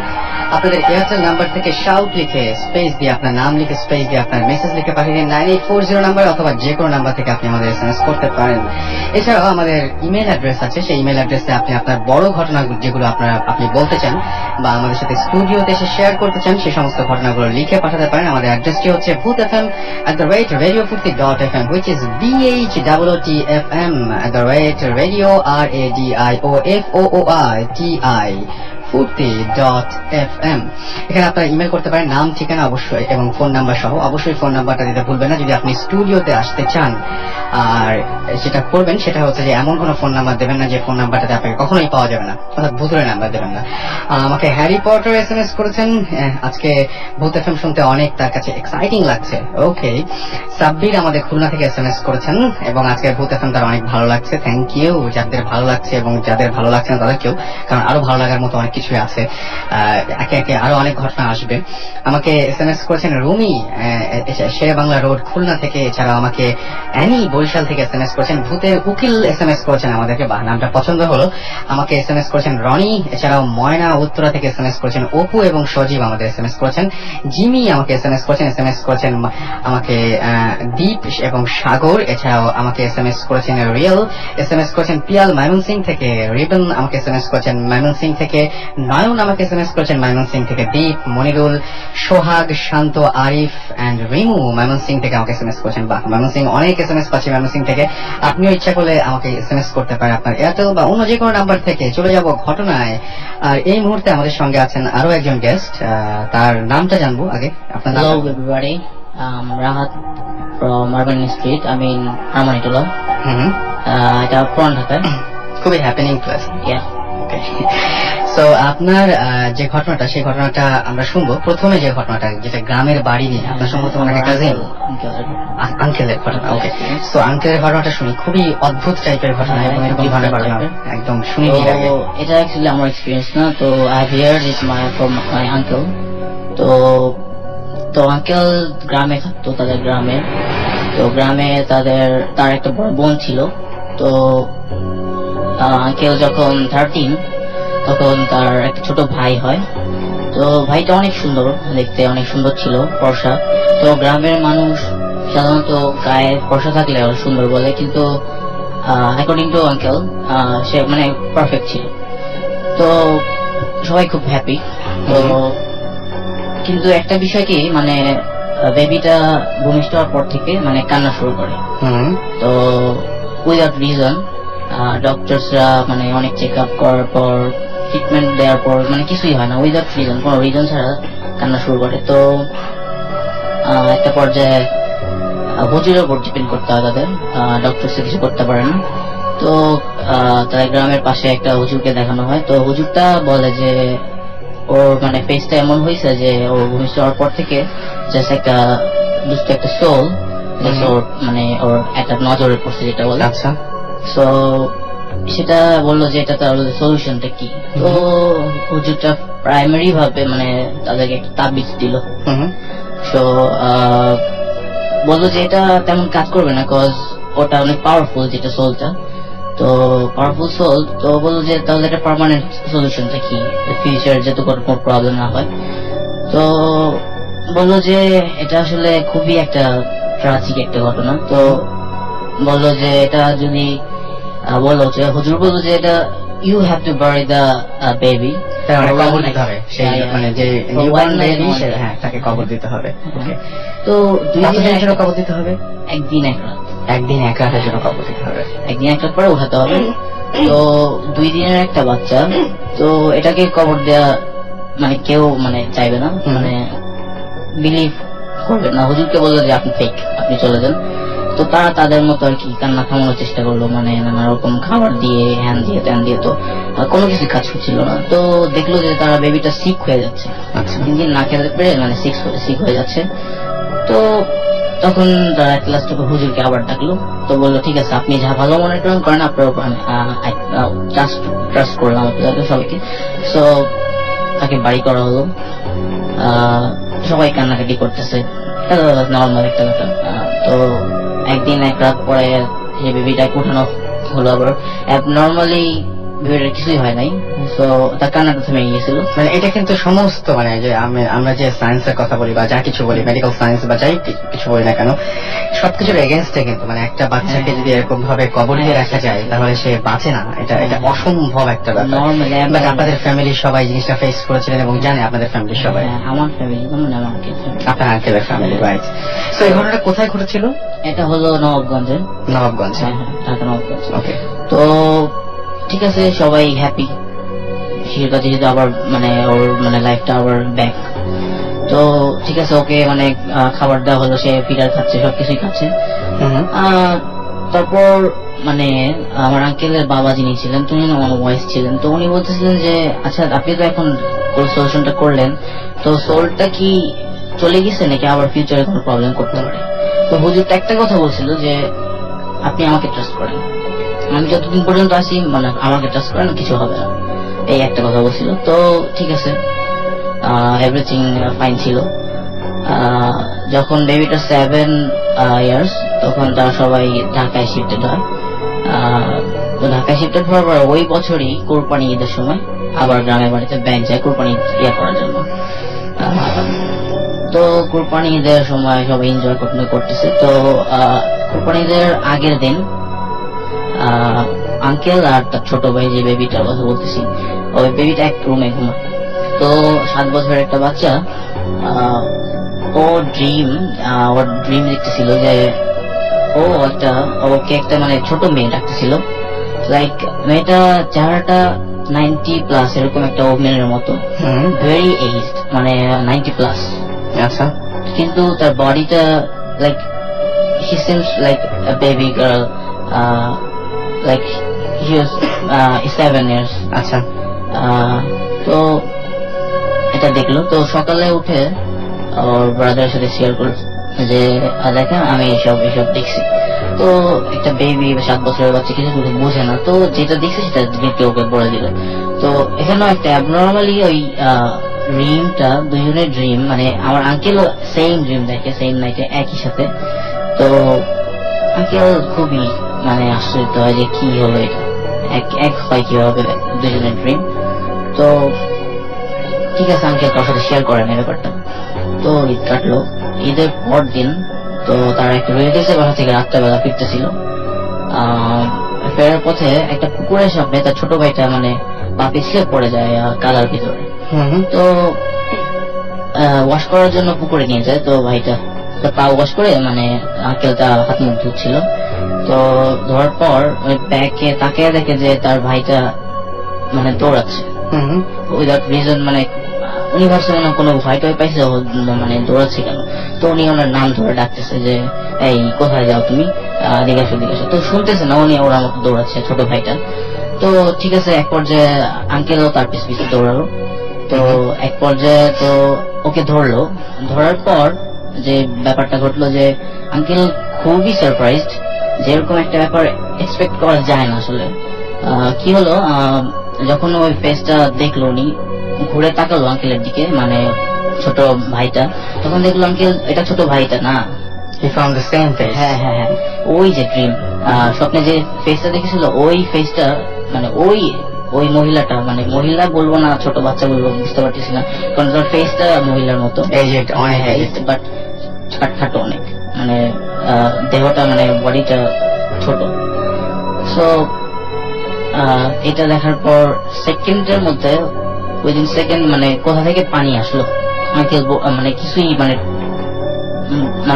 বুঝে ওঠার আগে মানে কোথা থেকে পানি আসলো এসে চারপাশ মানে ডুবিয়ে নিয়ে গেলো, মনে হয় সাগরের মধ্যে পড়ছে আঙ্কেল, এরকম মনে হচ্ছিল তার কাছে। তো উনি কিছু চিন্তা করতে পারে না এই সময়, মানে এত তাড়াতাড়ি ঘটনা ঘটলো। তো সবকিছুই মানে পানি হয়ে গেল চারপাশ। তো উনি খুব ঘাবড়ে গেল যে উনি শ্বাস নিতে পারতেছে না, উনি উপরে ওঠার চেষ্টা করতেছেন, লাইক সে পানি একদম নিচে চলে গেছে, মানে একটা সমুদ্রের নিচ তলে এরকম, হ্যাঁ মানে অনেক উপরে ওনার পৃথিবী লাইক। তো ঠিক আছে, তো আঙ্কেল শ্বাস নিতে চেষ্টা করলো, কিন্তু এক সময় মানে আঙ্কেল ঘুম ঘুম লাগতেছিল, যা বললো আর কি অ্যাকর্ডিং টু আঙ্কেল। তো ঘুম ঘুম লাগতেছিল, পরে সে সেন্সলেস হয়ে যায় নাকি বলতেছে। তো আঙ্কেল 5 দিন পরে হসপিটালে তার জ্ঞান ফিরে।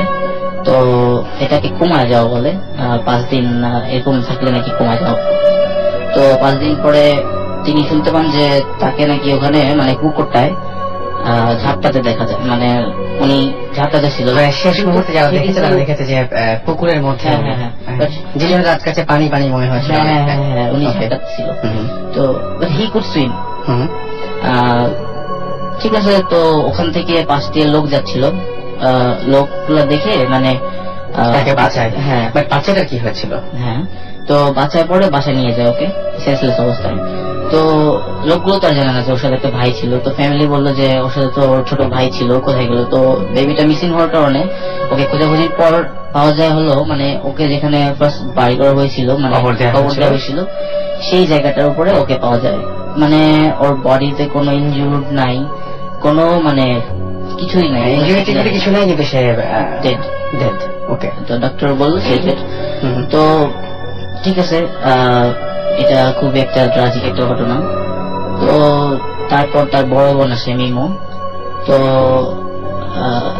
মিমো ওর বড় বোন, তো উনি বললো যে ড্রিমটা শেয়ার করার পরে আঙ্কেলের, তো বললো যে আমারও তো একই ড্রিম দেখছি, মানে তার বোনও সেই একই ড্রিম। ওরা 3 জন একই ড্রিম দেখছে, বাট তার বোনটাও শেয়ার করে নাই, ওই আঙ্কেলটাও শেয়ার করে না। অলরাইট, এই ছিল ঘটনা। এবং এই ঘটনাটা আমি আসলে কিভাবে বলবো আমি জানি না। মানে একটু আগে আমি যখন এই যে প্রথম ইমেলটা পড়ছিলাম, মানে অনেক কিছু ঘটে যেগুলো আসলে কোনো ব্যাখ্যা পাওয়া যায় না।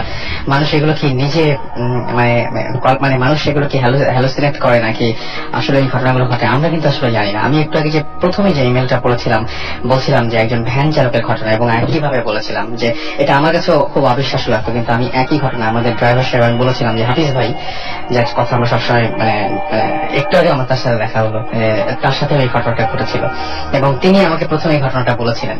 আজকে ইমেল পড়লাম একটা, সেই ঠিক একই ঘটনা একজন ভ্যান চালকের সাথে হয়েছে এবং তিনিও প্রচন্ড ভয় পেয়েছিলেন।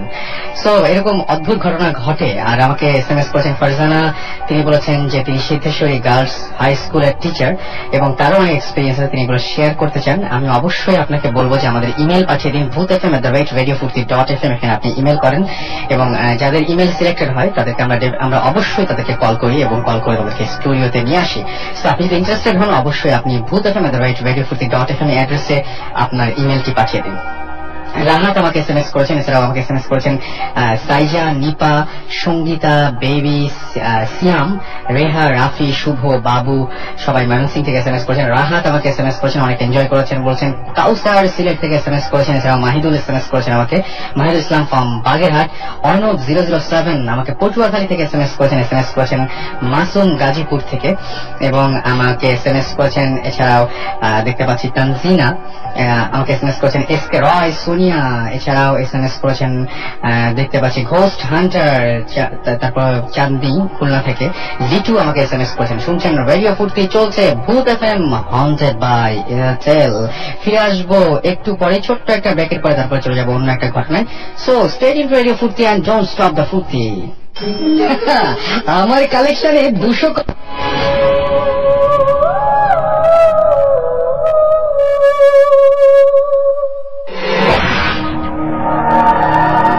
শুনছেন ভূত এফএম হন্টেড বাই এয়ারটেল, সাথে আছে রাসেল। আর আপনি যদি আমাকে এসএমএস পাঠাতে চান তাহলে এসএমএস করুন আপনার এয়ারটেল নাম্বার থেকে, শাউট লিখে স্পেস দিয়ে আপনার নাম লিখে স্পেস দিয়ে আপনার মেসেজ লিখে পাঠিয়ে দিন 9840 নাম্বার, অথবা অন্য যে কোনো নাম্বার থেকে আমাকে এসএমএস করতে পারেন। আর আমরা এতক্ষণ ধরে একটা ঘটনা শুনছিলাম, আর একটা ঘটনায় চলে যাব। আমাদের আরেকজন গেস্ট রয়েছেন, তার কাছে যাব। এবং আপনার নাম থেকে এসছেন একটু বলেন। আমি সাদমান, আমি উত্তরা থেকে আসছি। উত্তরা থেকে এসছেন, ওকে। সো সাদমান, আপনার বাসাতেও খুব অদ্ভুত টাইপের ঘটনা আপনি ফেস করছেন ইদানিং এবং বেশ আগে থেকে? গত 2 বছর ধরে, যেমন আমার বাবা মারা গেছে 2 বছর আগে। দেন আমি, আমার মা আর ছোট ভাই বাসায় একা থাকি, আর 2টা কাজের লোক ছিল। ওকে। হঠাৎ একদিন আম্মু বারান্দায় দাঁড়িয়ে ছিল, দেখলাম আমাদের বাসার সামনে একটা মেয়ে সুসাইড করছে, একদম সামনের উপরে, আম্মুর সামনে। আমরা দেখলাম মেয়েটা মারা যাওয়ার পর থেকে আমাদের বাসায় অনেকদিন পর থেকে, কিছুদিন পর থেকে বিভিন্ন রকম কাহিনী শুরু হলো। যেমন আমরা ঘুমাই থাকি রুমে, দেখি লিভিং রুমটা অনেক লম্বা, আমাদের বাসাটা যেহেতু 2600 স্কোয়ার ফিটের, সো লিভিং রুমটা অনেক লম্বা। লিভিং রুমে কেউ হেঁটে যাচ্ছে, হাঁটতেছে, আমরা শব্দ পাচ্ছি পায়ে। বাট যখন দরজা খুলে আমরা বাইরে বের হচ্ছি, দেখতেছি ওখানে কেউ নাই, ইভেন সবাই ঘুমাচ্ছে।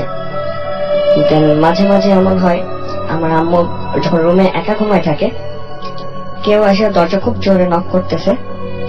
আমরা যখন উঠে দরজা খুলতেছে, দেখে কেউ নাই। এটা ইদানিং অনেক বেশি হয়। তারপরে মাঝে মাঝে আমাদের বাসায় এমন কাহিনী হয়, যেমন আমি একদিন ঘুমাইছিলাম আমার ছোট ভাইয়ের সাথে, 2জন এক রুমে ঘুম। আমি ঘুম থেকে হঠাৎ তাকায় দেখি আমার ভাই আমার পাশে বসা, সেম গেঞ্জি সেম প্যান্ট পরা, বসে আছে, সেম ফিগার টিগার সব। আমি ওকে অনেকক্ষণ ধরে ডাকলাম, কি আমি ভাইয়ের নাম আদনান, সো তাকে ডাকলাম, আদনান ঘুমাচ্ছ না কেন, বসে আছো কেন, কেন কি করতেছো? তখন কোন অ্যান্সার দেয়। আমি হঠাৎ পাশে তাকায় দেখি আমার ছোট ভাই তো আমার পাশেই শুয়ে আছে, কিন্তু ওখানে তো আমার ছোট ভাই বসার কথা না। এটা দেখে আমি সাথে সাথে আমার মাথা বালিশ চাপাতে অনেক ঘুমিয়ে পড়ি, আর তাকাই না। এরকম কাহিনী আমার আম্মুর সাথে হয়েছে। যেমন আম্মু একদিন আম্মুর রুমে শুয়েছিল, তো হঠাৎ আম্মুর রুমের বেডের একটু সামনে বাথরুম, আম্মু ঘুমায় শুয়ে শুয়ে টের পাচ্ছে, যেমন আমাদের পাশে যদি কেউ বসে হাতে টের পাওয়া যায়। তো আম্মু টের পাচ্ছে একটা কেউ আসতেছে বাথরুমের পাশ থেকে, এসে আম্মুর পাশে বসলো খাটে, দেন শুয়ে পড়লো। আম্মু এটা টের পাচ্ছে কি কেউ শুয়ে পড়ছে এরকম। তারপরে আম্মুকে মাঝে মাঝে আম্মু বলে, আমাদের কমপ্লেন করে, কে একটা কেউ এসে চেপে ধরে, মেরে ফেলানোর চেষ্টা করে, গলা টলা চেপে ধরে। আম্মু অনেক শক্তি খাটায়, কিন্তু উঠতে পারে না, চেহারা দেখতে পারে না, কিন্তু একটা পশমালা, মানে গায়ে অনেক পশম, কালো পশম ভরা একটা কেউ আম্মুর গায়ের উপরে উঠে আম্মুকে চেপে ধরে। অনেক শক্তি খাটাও ছাড়তে পারে না, যদি পাশে কেউ থাকে টাচ লাগে তখন ছাড়ে, অথবা দোয়া টোয়া করলে কিছুক্ষণ পরে ছেড়ে দেয়। আপনি যে বলছিলেন মাঝখানে আমাকে যে পায়ে ধরে টেনে নেওয়ার ঘটনাটা, এবং পায়ে, এটা হচ্ছে আপনার ঈদের কয়েকদিন আগে কাহিনী। আমি তো ডিওএইচএস এ থাকি, আমার কাজের কারণে আমার বাসা আছে। তো আম্মু আর আমার ছোট ভাই বাসায় একা থাকে। তো আম্মু আমার ছোট ভাই ওর রুমে ঘুমায় আছে, আম্মু দেখতেছে বাথরুমের কাছে কেউ দাঁড়ায় আছে। হঠাৎ আম্মুর কাছে আসছে, এসে আম্মুর পা ধরে টান দিল, দিয়ে নিয়ে যাচ্ছে। এই সময় আমার আম্মু চিল্লায় উঠে, কি আমার ছোট ভাই ডেকে, কি আপনার আমাকে ধরো ধরো, আমাকে নিয়ে যাচ্ছে। আমার ছোট ভাই উঠে আমার আম্মুকে ধরে পা বাঁধে, যখন পা বাঁধে শোয়ার চেষ্টা করে, তখন আবার টান দেয়। তখন আমার ছোট ভাইয়ের সাথে অনেকক্ষণ ধরে আম্মুকে টানে, আর ওই সাইড থেকে একটা ফোর্স আম্মুকে টানতে থাকে, কিছুক্ষণ পরে একাকে ছেড়ে দেয়। দেন আবার আম্মু আর ছোট ভাই শুয়ে পড়ে, কিন্তু অনেকক্ষণ আমার ছোট ভাই ওর সাথে টানাটানি করছে আম্মুর পা। মানে এখানে সবচেয়ে উদ্ভট যে ব্যাপারটা সেটা হচ্ছে যে সাধারণত আপনার আম্মু যদি মনে হতো যে কেউ তাকে পা ধরে টানছে সেটা একটা ব্যাপার হতো, কিন্তু আপনার ছোট ভাই আপনি বলছেন যে সেটা দেখেছে এবং তার সামনে এই ঘটনাটা ঘটেছে। ওকে। ইভেন আম্মু বেডরুমে শুয়ে থাকলে একদিন বলতেছে কি কেউ আম্মুর পাশে এসে চিল্লাচ্ছে জোরে জোরে, আমি কিন্তু চলে যাচ্ছি, আমি কিন্তু চলে যাচ্ছি। আচ্ছা। কিন্তু আম্মু তাকে দেখে কেউ নাই, আম্মু বলছে কে চলে যাচ্ছে, কেউ তো চলে যাওয়ার নাই, পাশে বসে চিল্লাচ্ছে আমার জোরে জোরে চলে যাচ্ছে। আচ্ছা, আপনাদের বাসায় তো আরো অনেক ফ্ল্যাটে অনেকে আছেন, তাদের সাথেও কিরকম ইনসিডেন্ট ঘটে, মানে ওই জায়গাটাতে কিরকম ঘটনা ঘটে নাকি শুধু আপনাদের বাসায় হয়? অনেক কাহিনী মনে করেন দারোয়ানরা কমপ্লেন করে, দেন পাশের ফ্ল্যাটে যেমন আমার ওয়াইফের বাসা ছিল পাশের ফ্ল্যাটে। উনি এখানে আছেন, আমি একটু আপনার নামটা বলবেন, একটু আপনার কথা শুনতে চাই। আমি জেরিন, আর আমি একদিন রাত্রে ঘুমিয়েছিলাম আমার রুমে, তখন হঠাৎ করে আমার ঘুম ভেঙে যায়। সেই টাইমে আমি দেখতে পারি একটা সাদা কাপড় পরা একটা লোক একদম আমার সামনে দাঁড়ানো। সেই সময় আমার বোবা জিন ধরছিল আমাকে সে টাইমে, আমি মুভ করতে পারতেছিলাম না। আমি অনেক জোরে চিল্লাচ্ছিলাম, বাট স্টিল আমি মুভ করতে পারতেছিলাম না। দেন আমি চোখ বন্ধ করে দোয়া কালাম পড়া স্টার্ট করি, হঠাৎ করে যখন চোখ খুলি দেন দেখি ওই লোকটা আর নাই। আচ্ছা জেরিন, আপনি এখন তো নতুন একটা বাসায় উঠেছেন, সেই বাসায় কি এ ধরনের কোনো প্রবলেম হয়? না, সেই বাসায় না, আমি আমার আম্মুর বাসায় যখন ছিলাম। মানে ওই একই জায়গায় পাশাপাশি ফ্ল্যাটে? না না না, আর ডি হইতেছে। আচ্ছা, ওকে। আমার আম্মুর বাসায় যখন ছিলাম সেই টাইমে আমার রুমে আমার সাথে অনেক ইনসিডেন্টস ঘটতো। যেমন আমার রুমে একদম ফুল স্পিডে এসি ছাড়া আমি ঠান্ডা পানি একদম ফ্রিজ থেকে এনে রাখলাম, 5 মিনিটের মধ্যে ঠান্ডা পানি একদম গরম হয়ে গেল। এটা আপনার রুমের হতো? জি। আমার রুমে একদম অস্থির অস্থির লাগতো, একদম মনে হতো কিছু মুভ করতেছে অনেক তাড়াতাড়ি। আমি একদিন ওয়েবক্যামে আমার একটা ফ্রেন্ডের সাথে চ্যাট করতেছিলাম, আমার ফ্রেন্ডও সেম থিং দেখলো। আচ্ছা, ও পাশ থেকে উনি ঠিক আপনি যা দেখছেন তাই দেখলো? হ্যাঁ, যে আমার রুমের মধ্যে হঠাৎ করে কেউ মুভ করতেছে অনেক ফাস্ট। আমার রুম 12টার পর থেকে আস্তে আস্তে গরম হতে থাকলো। এটা কি এখনো হয়? মানে এখনো যদি বাসায় থাকতে যান? আমার হাজবেন্ড একদিন আমার রুমে ছিল, ও একদম ঘুমালে আর কিছু টের পায় না, বাট আমি একদিন ওই দিন রুম থেকে উঠে গেছি, এসে দেখে ওর সাথে সাথে উঠে পড়ছে, আমি যার সাথে সাথে আর কি ঘুম থেকে উঠে পড়ছে। আমি অনেক শক হয়ে যায়, ওকে জিজ্ঞেস করে কি হয়েছে, ও বললো যে ও কিছু একটা দেখছে আমার রুমে। কি দেখেছিলেন আপনি? যে আমি মেনলি শুয়েছিলাম রুমে, যেমন ও বললো ঘুমাইলে কেউ না থাকলেও আমাকে কেউ টেনেও তুলতে পারে না, বাট হঠাৎ ও চলে যাওয়ার 2 মিনিট পরেই আমার ঘুম ভেঙে গেছে। আমি ওকে দেখি ওর রুমে ও নাই। অনেকক্ষণ মানে রুমটা কেমন লাগতেছে, মানে অস্থির অস্থির লাগছে, রুমের মধ্যে গরম লাগতেছে একদম, মানে জানলার পাশে। হঠাৎ আমি বাথরুম থেকে বেরোইতে একটা ড্রেসিং রুম মতন আছে যেখানে আয়না টানা লাগানো, ওটা একটা মানে চাপা ইয়ের মতো, ঘাটতে একটু ডিস্টেন্স। আমি তাকাই দেখতেছি, মনে হচ্ছে আমাকে কেউ ওখানে বসে আমার দিকে ফলো করেছে, মানে তাকায় আছে, আপনাকে দেখছে। আমি তাড়াতাড়ি নার্ভাসে মানে বের হয়ে রুম থেকে চলে যাই, ওকে ডেকে নিয়ে আসি। ওই রুম সারা রাত ঘুমাইতে পারি নাই। দেন আপনার সকালবেলা উঠে আমি শুনছি, এটা জানি না, মুরব্বীরা বলে কি যেখানে খারাপ কিছু থাকে ওখানে কিন্তু কালো কাক থাকে, যে বড়। আচ্ছা, ডার্ক কাক। আমি যা দেখি ওর বারান্দায় একটা ডার্ক কাক বসে আছে। আচ্ছা। এরপরে ওর সাথে থাকা অবস্থায় এরকমও হয় কি, আগেও আমাকে কমপ্লেন করতো যখন ফোনে কথা বলতাম কি ওর নাকি ঘুমায় থাকলে কি গা কাটে, খামচি দেয়। আচ্ছা, এটা কি পরে আবার পেতেন আপনি, মানে সকালবেলা উঠে? আমি এরকম একদিন টেস্ট করার জন্য যে আমি নিজেই করেন কিনা। হ্যাঁ, আমি এরকম একদিন সারা রাত জেগেছিলাম, পরে দেখি কি হঠাৎ করে আমি খেয়াল করে দেখালাম আমার হাত কাটা, পা কাটা। এবং আপনি একদম মানে সজাগ ছিলেন এবং আপনি জানেন যে আপনি নিজে করেন? হ্যাঁ, আমি নিজে করিনি। ইভেন ও যখন বলতো তখন আমি বিশ্বাস করতাম না, বাট ওর সাথে থাকার পর থেকে এটা ইদানিং আমার সাথেও হয়। যেমন আমি রাত্রে ঘুমাই থাকি, আমার কিন্তু নখ আমি কামড়াই, তো আমার নখ থাকে না কখনোই, তো চুল খাইলেও কোনো দাগ পড়ার কোনো চান্স না, একদমই না। তো সকালবেলা আমি ঘুম থেকে উঠে দেখি সবসময় বেশিরভাগ টাইম আমার গা কাটা, নখের দাগ 2-3টা থাকে। ইভেন গতকালকে ঘুম থেকে উঠছে, তখন আমি এতদিন খুলনা ছিলাম, কিছু হয় নাই। আমি খুলনা থেকে আসছি আপনার পরশুদিন, এসে ঘুমেছি, কালকে সকালবেলা উঠে দেখি আমার সেই কাটার দাগ আছে, আবার আসছে ফিরে। মানে তারপরে আপনাদের দুজনের সাথে। আচ্ছা, আপনার বাসায় তো হয়, আপনি যখন নতুন বাসায় গেলেন আপনার হাজবেন্ডের সাথে থাকতে, আই মিন উত্তরার বাসায়, সেইখানে গিয়ে কোনো প্রবলেম হচ্ছিল? হ্যাঁ, আমি ঈদের আগে কয়েকদিন আগে গেলাম বাসায়, আমি হঠাৎ মানে ও সাদমান মানে আমার হাজবেন্ড ঘুমাই পড়ছিল, তখন আমি জেগেছিলাম। হঠাৎ করে সাউন্ড শুনতে পারলাম দরজার মুখ বাইরে আর কি, কেউ নাই বাসায়, দুটো সার্ভেন্ট ছাড়া। দুটো সার্ভেন্ট সে সময় ঘুমাইছিল, এন্ড এরকম সাউন্ড হওয়ার কথা না। তারপরে আমি ডেকে তুললাম ওকে তাড়াতাড়ি। পরে ও জাস্ট আমার ভয়টা কমানোর জন্য বললো যে না কিছু না কিছু না, বাট সকালে উঠে পরে বললো যে না এরকম আমিও শুনছিলাম সাউন্ড। আবার তারপরে এসির মধ্যে কে জানি ধাক্কা দেয়, তারপরে গ্রিল কাটার আওয়াজ পাই। গিলি কাটার আওয়াজ হয়। মেনলি এটা হয় উত্তরায়, আমরা আচ্ছা। শিফট করছি এখন ডিওএইচএস এ, আর ওর আম্মুরা ছিল উত্তরায়, তারা এখন ডিওএইচএস এ শিফট করছে। বাট উত্তরে আমার মানে আম্মু থাকে আর আমরা থাকি মাঝে মাঝে যে, মানে মেনলি কাহিনীগুলো কিন্তু উত্তরের বাসায় হয়। এবং ডিওএইচএস এর অতটা ঝামেলা হয় না যে ওদের যেখানে বাসা আপনারা যেটা, আছেন। হ্যাঁ। যেটা ওর আম্মুর বাসা এখন পরে এই 1 বছর রিসেন্টলি থাকে লেকের পাশে, ওইটা একটু ঝামেলা হয়। বাট এখন আমরা নতুন যে বাসায় আছি এখানে কোনো প্রবলেম নাই, এখানে কোনো উত্তরের বাসায় যাওয়ার সাথে সাথে এই কাহিনীগুলো শুরু হয়। অলরাইট, ওকে, আমরা বেশ কিছু ঘটনা শুনলাম। আমি এখানে আরো একবার বলতে চাই যে যারা এখানে কষ্ট করে আসেন এবং যারা ইমেল পাঠান তাদের জন্যই ভূত এফএমটা অনেক বেশি আপনাদের কাছে, আমরা মানে অনেক নতুন নতুন ঘটনা আপনাদের কাছে নিয়ে আসতে পারি। সো যারা ইমেল পাঠান তাদের ইমেল আমাদের খুবই দরকার, এবং আপনাদের ঘটনা, সেরা ঘটনাগুলো আমাদের কাছে লিখে পাঠান boothfm@radio50.fm এই অ্যাড্রেসে। অবশ্যই নাম, ঠিকানা এবং আপনার ফোন নাম্বার সহ। আর যারা ইমেল করতে, যারা এই মুহূর্তে আমাদের সাথে এসএমএস করে আপনার এক্সপিরিয়েন্স শেয়ার করতে চান বা আপনার এসএমএস করতে চান, তারা এসএমএস করতে পারেন। আপনার এয়ারটেল নাম্বার থেকে লিখে ফেলুন শাউট স্পেস আপনার নাম স্পেস আপনার মেসেজ, পাঠিয়ে দিন 9840 নাম্বারে। আমি দেখতে পাচ্ছি যে বেশ কিছু এসএমএস চলে এসছে, এবং আমাকে এসএমএস করেছেন রাফি রাজশাহী থেকে। তিনি লিখেছেন যে তিনি ভূত এফএম অনেক পছন্দ করেন, থ্যাংক ইউ। জাস্টিন ময়মনসিং থেকে এসএমএস করেছেন, এবং তিনি বলেছেন যে আমার এসএমএসটা পড়বেন, কিন্তু আমি পড়ে ফেললাম। জীবন আমাকে ময়মনসিং থেকে এসএমএস করেছেন। এছাড়া আমাকে দেখতে পাচ্ছি যে আরো অনেকেই এসএমএস করেছেন, এবং আপনি কিন্তু এয়ারটেল নাম্বার থেকে এবং অন্য যে কোনো নাম্বার থেকে আমাকে এসএমএস করে আপনার ঘটনাগুলো আমাকে জানাতে পারেন, বা আপনি আমাকে এসএমএস করছেন এই নাম্বারে করতে পারেন।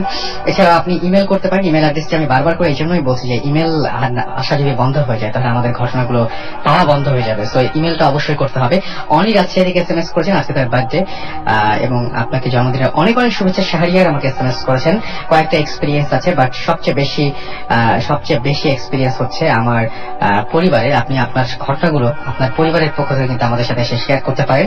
শ্রাবণ আমাকে এসএমএস করেছেন আমাকে রিম্পা, এছাড়াও এসএমএস করেছেন রাজু, নাহিদ সহ আরো অনেকে। নওশিন আমাকে এসএমএস করেছেন ময়মনসিং থেকে, এবং আজকে আমাকে এসএমএস আজকের ভূত এফএম তার ভালো লাগছে। সাব্বির এবং সুইটি গুলশান থেকে এসএমএস করেছেন, এবং তিনি বলছেন যে তিনি হরর মুভি ছাড়া কোনো মুভি দেখেন না। আচ্ছা, আমি হরর মুভি আমি বেশি দেখি, অন্য মুভিও দেখি।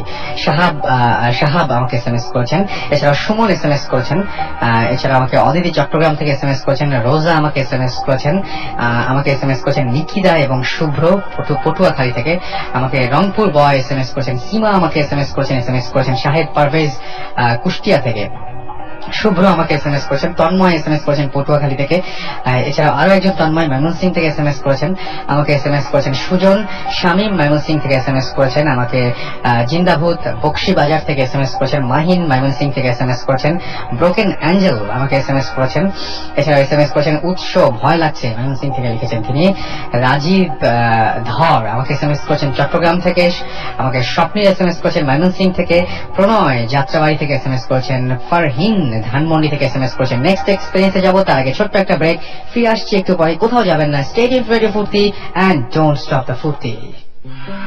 এখন তো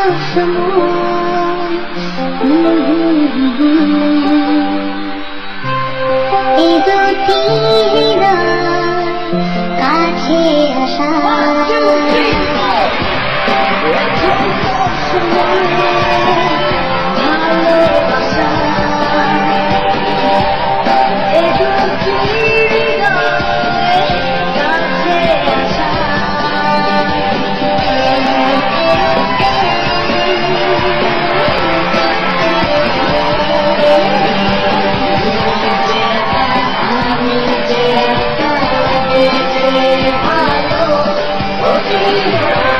কিছু নতুন করে ফিরে পেতে কার না ভালো লাগে।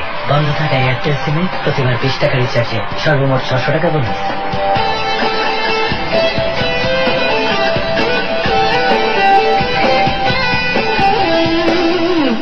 পল্টু, হ্যাঁ বাবা। টেবিলের জগ দুটো ভরেছে?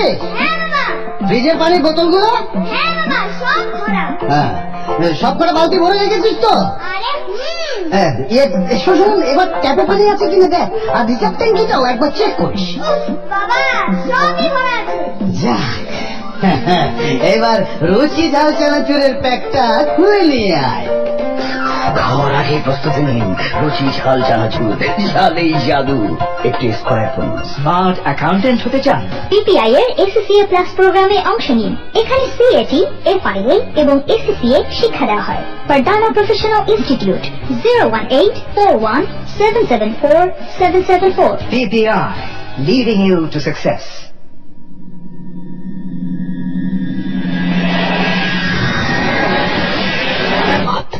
FM, haunted by Airtel.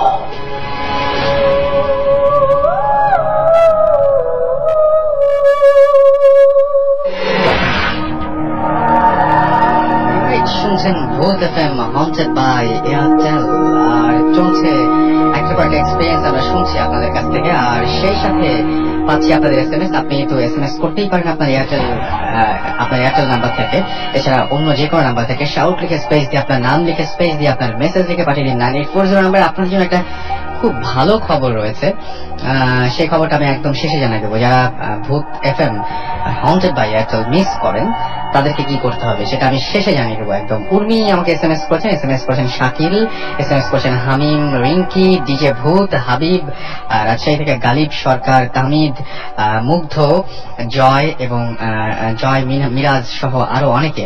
বলবো যারা আমাকে বড় ঘটনা পাঠাতে চান বা স্টোরি শেয়ার করতে চান, বড় বড় ঘটনা যারা স্টুডিওতে এসে শেয়ার করতে চান, তারা আমাকে ইমেল করুন, লিখে ফেলুন bhuthfm@radiofurti.fm এই অ্যাড্রেসটি অবশ্যই, এবং নাম, ঠিকানা এবং ফোন নাম্বার লিখতে অবশ্যই ভুলবেন না গল্পের শেষে। আমরা চলে যাব নেক্সট ঘটনায়। আমাদের সাথে আরো একজন আছেন গেস্ট এই মুহূর্তে। আপনার নামটা বলবেন একটু, কোথা থেকে এসেছেন? জি, আমার নাম তাহসিন, আমি 100 থেকে এসেছি আর কি। আমি ইউএতে পড়ছি, ফার্স্ট ইয়ার ফার্স্ট সেমিস্টার। ওকে, সো আপনি এবং আপনার কাজিন, রাইট? দুজন মিলে এসেছেন? ফ্রেন্ড। আচ্ছা, আপনাদের দুজনের একসাথে একটা ঘটনা আছে, আমরা শুনি একটু ছোট করে। আসলে আমি আগে ড্রিমটা দেখি, ও বগুড়া ছিল, তো আমি ঢাকায় ছিলাম। তো আমি একদিন ড্রিম দেখি যে আমরা তো অনেক ক্লোজ ফ্রেন্ড, তো আমাদের অনেক কিছু মিলে যায়। তো আমি ড্রিম দেখতেছি একটা রাত্রে যে ও আর আমি স্ট্রিটে হাঁটতেছি, তো কতগুলো কুকুর কোথা থেকে এসে আমাদের চারপাশে আর কি জড়ো হয়ে গেল। তো কুকুরগুলো ঘেউ ঘেউ করতেছিল, এটাই আর কি, এটা ড্রিম ছিল। তো তারপরে ঘটনাটা করেছে আমার সাথে। আচ্ছা, শুনে ফেলি।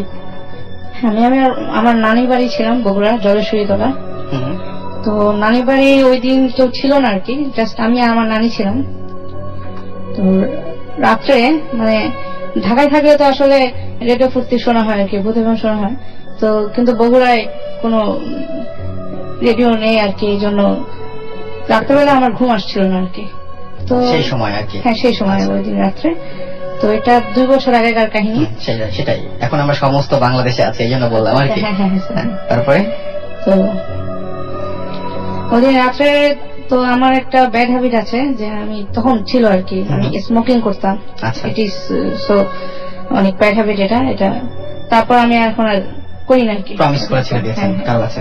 না, ওই দিন যে আমার সাথে যা হয়েছে আর কি, এরপর থেকে আর করি না। আচ্ছা, ওকে, ফাইন।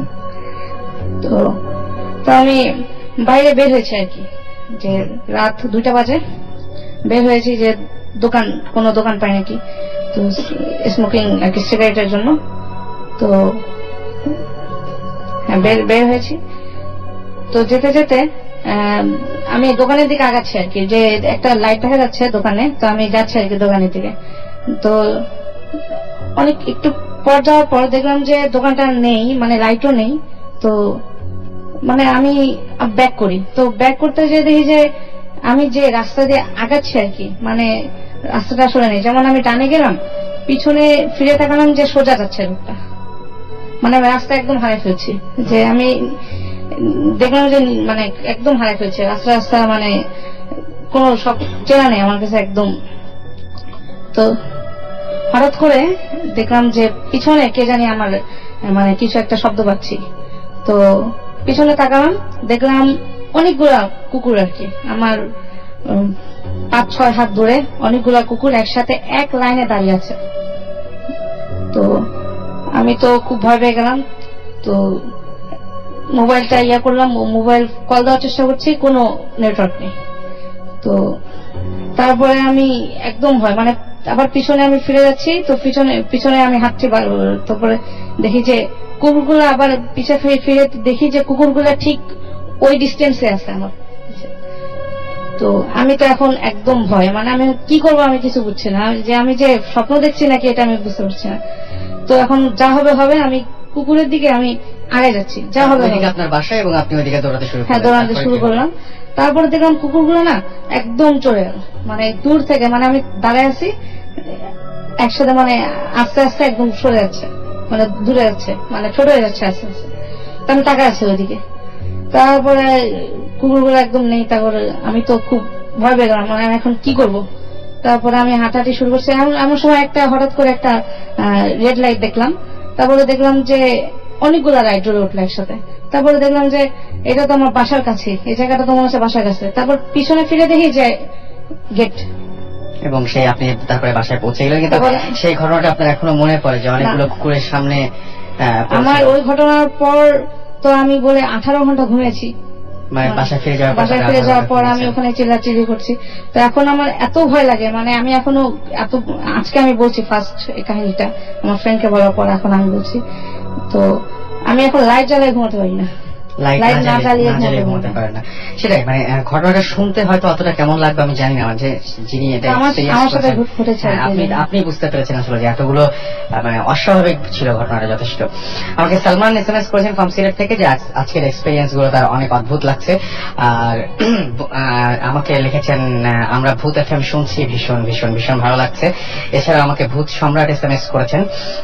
এছাড়াও আরিফ SMS করেছেন, ভূত সম্রাট SMS করেছেন মজার একটা SMS যে ম্যাচের কাঠি মিস হবে তো ভূত FM মিস হবে না। বা সেরকম কোন ধরনের ঘটনা যদি আপনি ফেস করেন তখন ভূত FM যাতে বেশি হেল্প করতে পারে একটা ম্যাচের কাঠি। সুতরাং প্র্যাকটিস চালিয়ে যান। আরিফ আমাকে লিখেছেন নরসিংদী থেকে। এছাড়া আমাকে SMS করেছেন মুস্তাফা মাসুম, পাপ্পু আমাকে SMS করেছেন ময়মনসিংহ থেকে, সাজু আমাকে SMS করেছেন। এছাড়া SMS করেছেন তারেক এবং অজিত, মাহফুজ চট্টগ্রাম থেকে SMS করেছেন, ইভা, ইরিন SMS করেছেন রাজশাহী থেকে, মিতু, রিপা, তুরিন আমাকে SMS করেছেন। এছাড়াও আরো অনেকগুলো SMS আমি দেখতে পাচ্ছি, সেই SMS এর পরে যাব। তবে তার আগে আরো একটা ছোট্ট ঘটনা শুনে আসি। আচ্ছা, আপনার কাছ থেকে আপনার নামটা একবার বলবেন? নাম জেরিন, আর আমি ঘটনাটা বলবো আমার খালার বাসার ব্যাপারে। আমার খালার বাসা হলো গুলশান 2 এন্ড বাসার দোতলা বাড়ি, এন্ড সামনে পিছনে জায়গা আছে। সো রাত্রেবেলা সবাই আর কি দেখতো যে একটা আম গাছ ছিল, এন্ড ওই আম গাছের ডাল ডেবে আসতেছে। কেউ বসলে যেরকম হয়, মানে নর্মাল কোন হিউম্যান বিং ওটার মধ্যে বসলে এরকম হওয়ার কথা না, বাট এরকম হতো, ডালটা ডেবে আসতো, ডেইলি রাতে এরকম হতো। এন্ড তারপরে হঠাৎ করে একদিন স্টপ হয়ে যায় এটা। এন্ড একদিন রাত্রে আমার কাজিন রুম থেকে বের হলো, রুম থেকে বের হয়ে দেখে একদম সেম তার ফেস তার সামনে একদম দাঁড়িয়ে আছে। সে তাড়াতাড়ি করে রুমের ভিতরে ঢুকে দরজা লাগিয়ে দিল, তারপরে দোয়া কালাম পড়তে থাকলো, তারপরে ধীরে ধীরে জিনিসটা সলভ হয়ে গেল। এটা ছিল ঘটনা। সো আপনাদের এই যে আপনাদেরকে এখন মানে একদম শেষ যে প্রশ্নটা করবো সেটা হচ্ছে যে এই যে আপনাদের দুজনের সাথে অনেক উইয়ার্ড ঘটনা ঘটেছে আপনাদের ফ্যামিলির সাথেও, আমি চাইবো, আমি আপনাকে বলছিলাম একটু আগেও যে আমি আন্টির সাথে কথা বলতে চাই, আই মিন আপনার মা যে, তার সাথে আমরা কথা বলতে চাই। তো এটার জন্য আপনারা কোনোদিন কারো কাছে যান নাই বা এই সমস্যাগুলো সমাধান হোক এটা চান নাই কখনো? আমরা সমস্যা সমাধান না, কেমন আমরা কাজের কারণে বাসায় বাইরে বেশি থাকি, সেই জন্য কারোর কাছে যাওয়া হয় না। আর আম্মুর আছে কিছু হুজুর যাদের কাছ থেকে আম্মু যাদের সাথে এগুলো শেয়ার করে কিছু দোয়া কালাম নিয়ে আসছে, ঘরের মধ্যে রাখছে। ওটা কি আম্মুর কাছে একটা তাবিজ থাকে, তো ওটা যতদিন থাকে ততদিন আম্মুর কোনো সমস্যা হয় না। বাট যখনই ওটা কোনো খুলে ফেলে কারণে ওটা কাজ বন্ধ হয়ে যায়, তখন থেকে আম্মু কমপ্লেন গুলো দেয়, এছাড়া আর কিছু হয় না। ওকে, থ্যাংক ইউ। আমরা চলে যাব ছোট্ট একটা ব্রেকে, ফিরে আসবো আরো ঘটনা নিয়ে। So stay tuned two radio ফুর্তি এন্ড ডোন্ট স্টপ দ্য ফুর্তি। ফিরে আসছে একটু পরে। আমার কালেকশনে 200 কয়েন আছে। আর আমার আছে 1200 স্ট্যাম্প, সব বিদেশি। আমার খুব ভালো দুজন বন্ধু আছে। মাত্র 2 জন? আমার ফেসবুক ফ্রেন্ড লিস্টে 4000 বন্ধু। মেরে পাস মাল। আমার সিডি আছে প্রায় 400। তিন ফুল কালেকশন। Latest software.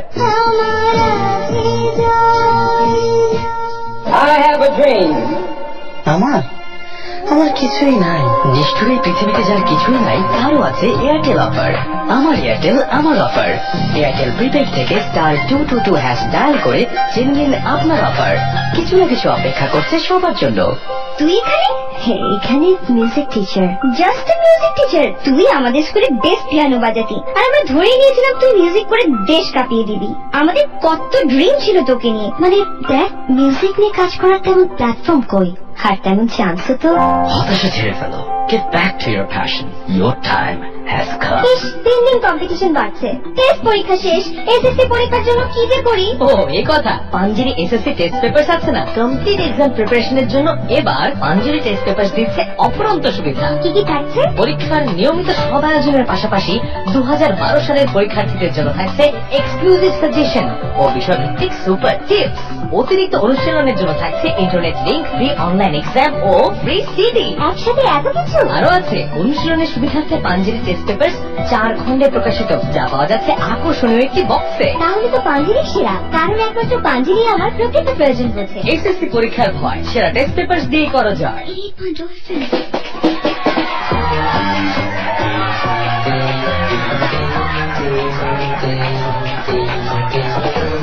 88.0 FM.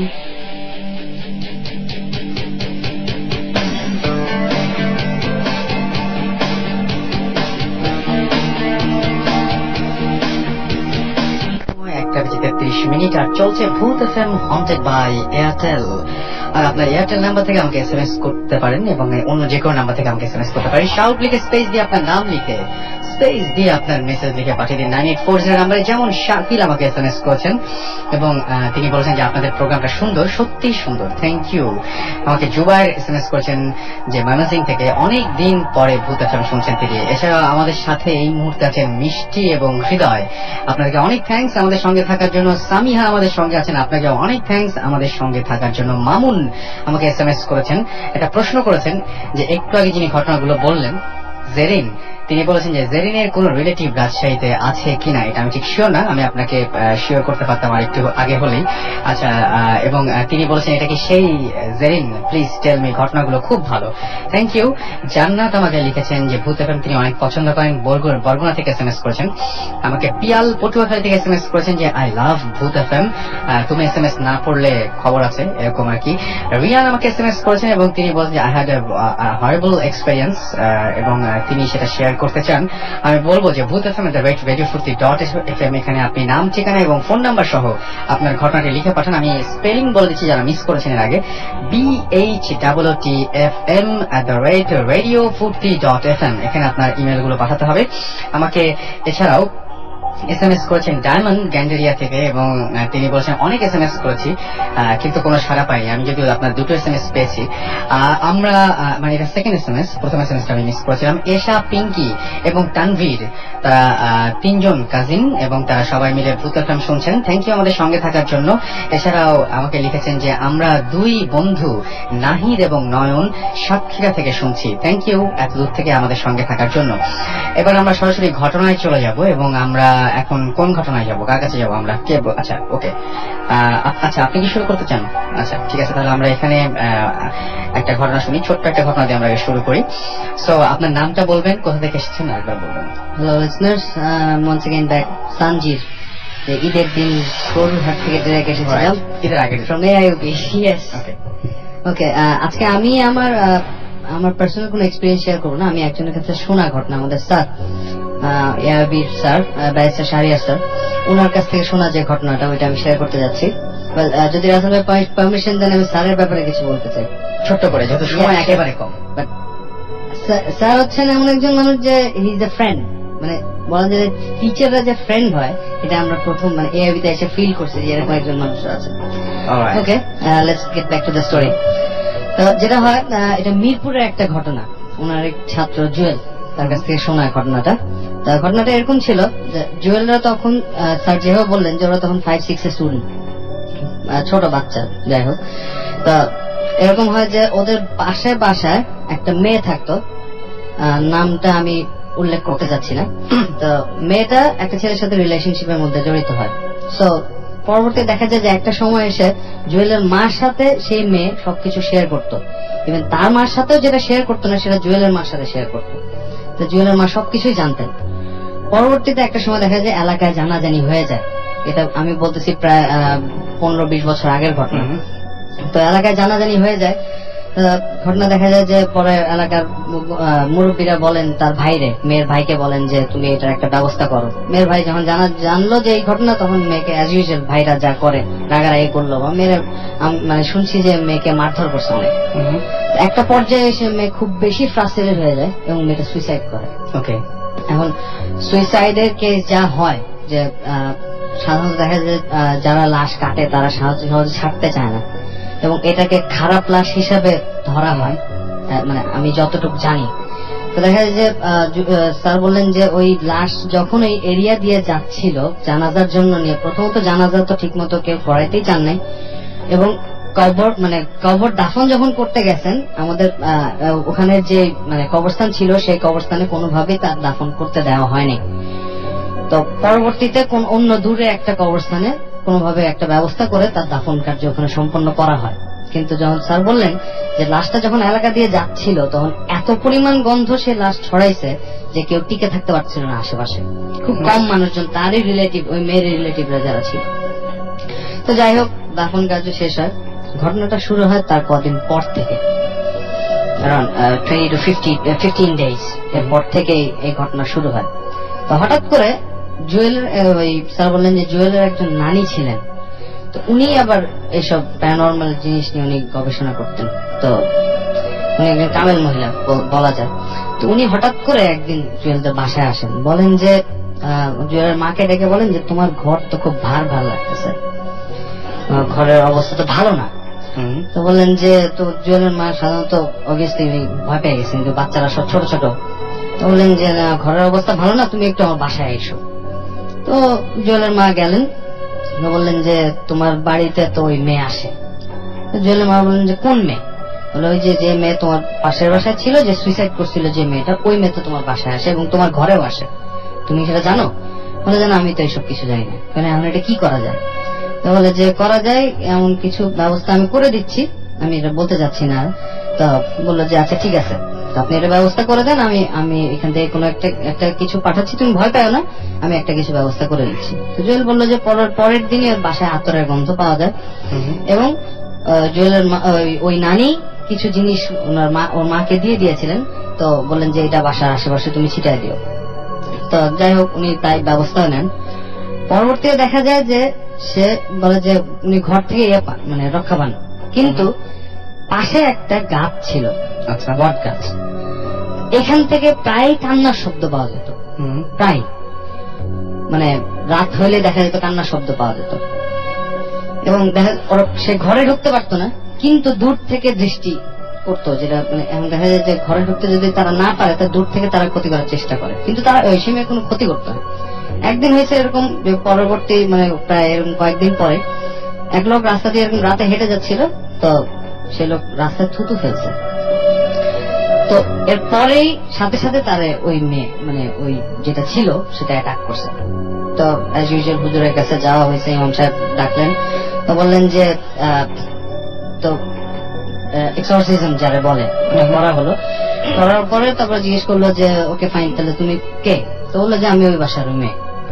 তো বললো যে তুমি ওরা ধরছো কেন? বলে আমার উপরে থুতু ফেলাইছে কেন সে? বলে তোমাকে দেখা যায় নাকি যে সে থুতু, সে কিভাবে বুঝবে তুমি এখানে ছিলে? বলে না, সে আমার উপরে থুতু ফেলাইছে, আমি তারা ছাড়বো না। বলে যে তুমি কিভাবে ছাড়বা? বলে দেখেন, আমার মাটি আমারে অ্যাকসেপ্ট করে না।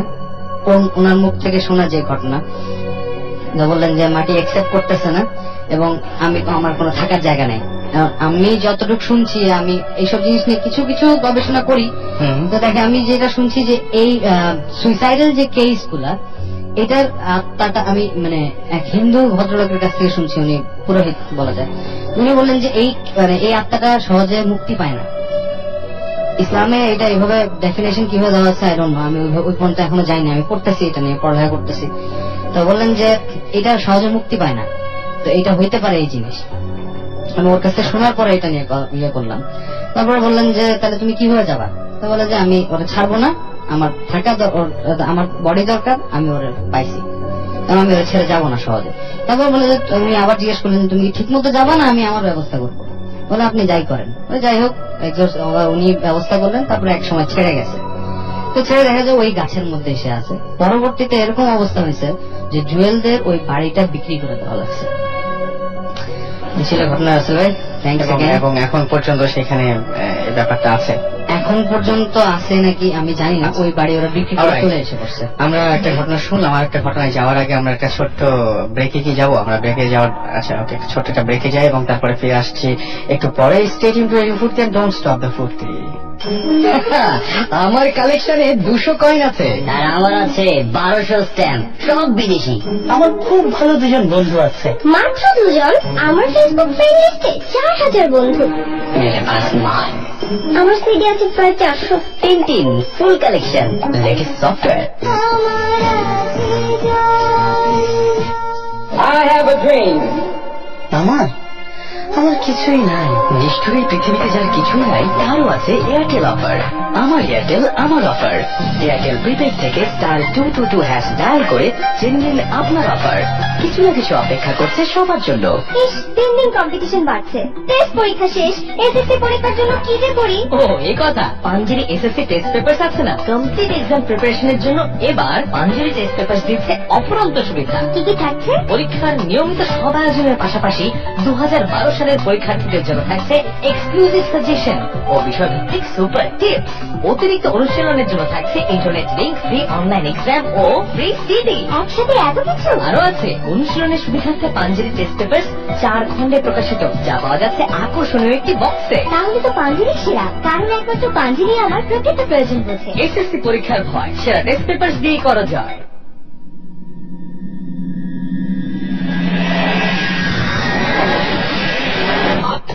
FM haunted by Airtel.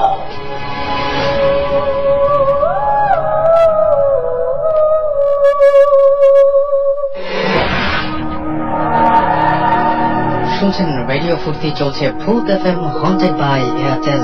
আপনি এয়ারটেল নাম্বার থেকে অথবা অন্য যে কোনো নাম্বার থেকে আমাকে SMS করতে পারেন। লিখে ফেলুন শাউট স্পেস আপনার নাম স্পেস আপনার মেসেজ, পাঠিয়ে দিন 9840 নামে। আমি আবারও আপনার কাছে আসবো।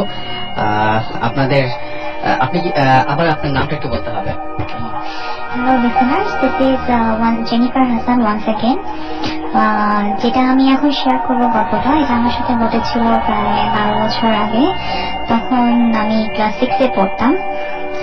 আমি আগে বলেছি যে আমাদের গ্রাম হচ্ছে ঢাকা জেলার দোহার থানার আলিয়াবাদ গ্রামে, এবং আমার নানা বাড়ি দাদা বাড়ি পাশাপাশি গ্রামে।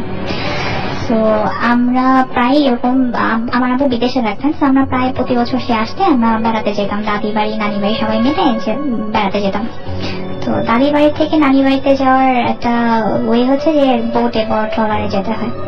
তো আমরা গিয়েছি, সেখানে টাইমটা ছিল এরকম যে বিকাল, আর ঘন্টাখানিকের মধ্যে সন্ধ্যা হবে। তো আমরা যেহেতু কাজিনরা সবাই ছিলাম এবং ছোট বয়সী, তো আমরা মুরব্বীরা সবাই ঘরে ছিল, আমরা বাইরে খেলা করছিলাম। আমাদের ওইখানে গ্রামে যেরকম হয় সিচুয়েশনটা, যে ধান ক্ষেত, তারপরে সরিষা ক্ষেত, গাছ গাছালি, একটু পুকুর জঙ্গল টাইপের এরকম। তো সেখানে খেলা করছিলাম। তো আমরা খেলা করতে করতে সন্ধ্যা হয়ে যায় এবং আমরা বাসে আসি। তো আমার নানি দাদি যারা ছিলেন তারা বলছে যে তোমরা এরকম গ্রামে আসছো, তো ঢাকায় থাকো তো বোঝো না, তোমার চুল খোলা রেখে এরকম ঘোরাফেরা করে না সন্ধ্যা টাইমে। তো আম্মু জিজ্ঞেস করছে কোথায় ছিল তখন, তাই বললাম যে আমাদের সামনে যে একটা জঙ্গলের মতো আছে ওখানে আমরা খেলছিলাম।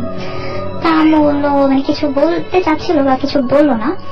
এরপরে আমরা এই যে বাসায় চলে আসলাম আমার দাদি বাড়িতে, এবং আমার দাদি বাড়িতে 2টা ঘর পাশাপাশি, একটা বড় কাঠের দোতলা ঘর আর পাশে আছে আরেকটা ঘর। তো আমি আর আমার ফুপু দোতলা যে ঘরটা কাঠের, ওটা দোতলার রুমে বসে গল্প বই পড়ছিলাম, মানে জোকসের বই যেটা, এবং রুমে ছিটকিনিটা লাগানো ছিল, দরজা ছিটকিনি। তো হঠাৎ আমরা বলছি এরকম সন্ধ্যা 7:30-8টা হবে এরকম টাইম। পড়তে পড়তে হঠাৎ আমাদের যে চিকনি লাগানো ছিল সেটা হঠাৎ খুলে এবং দরজাটা একদম হা হয়ে খুলে যায়, আমার ঠাস করে একটা বাড়ি খায় দেওয়ালে।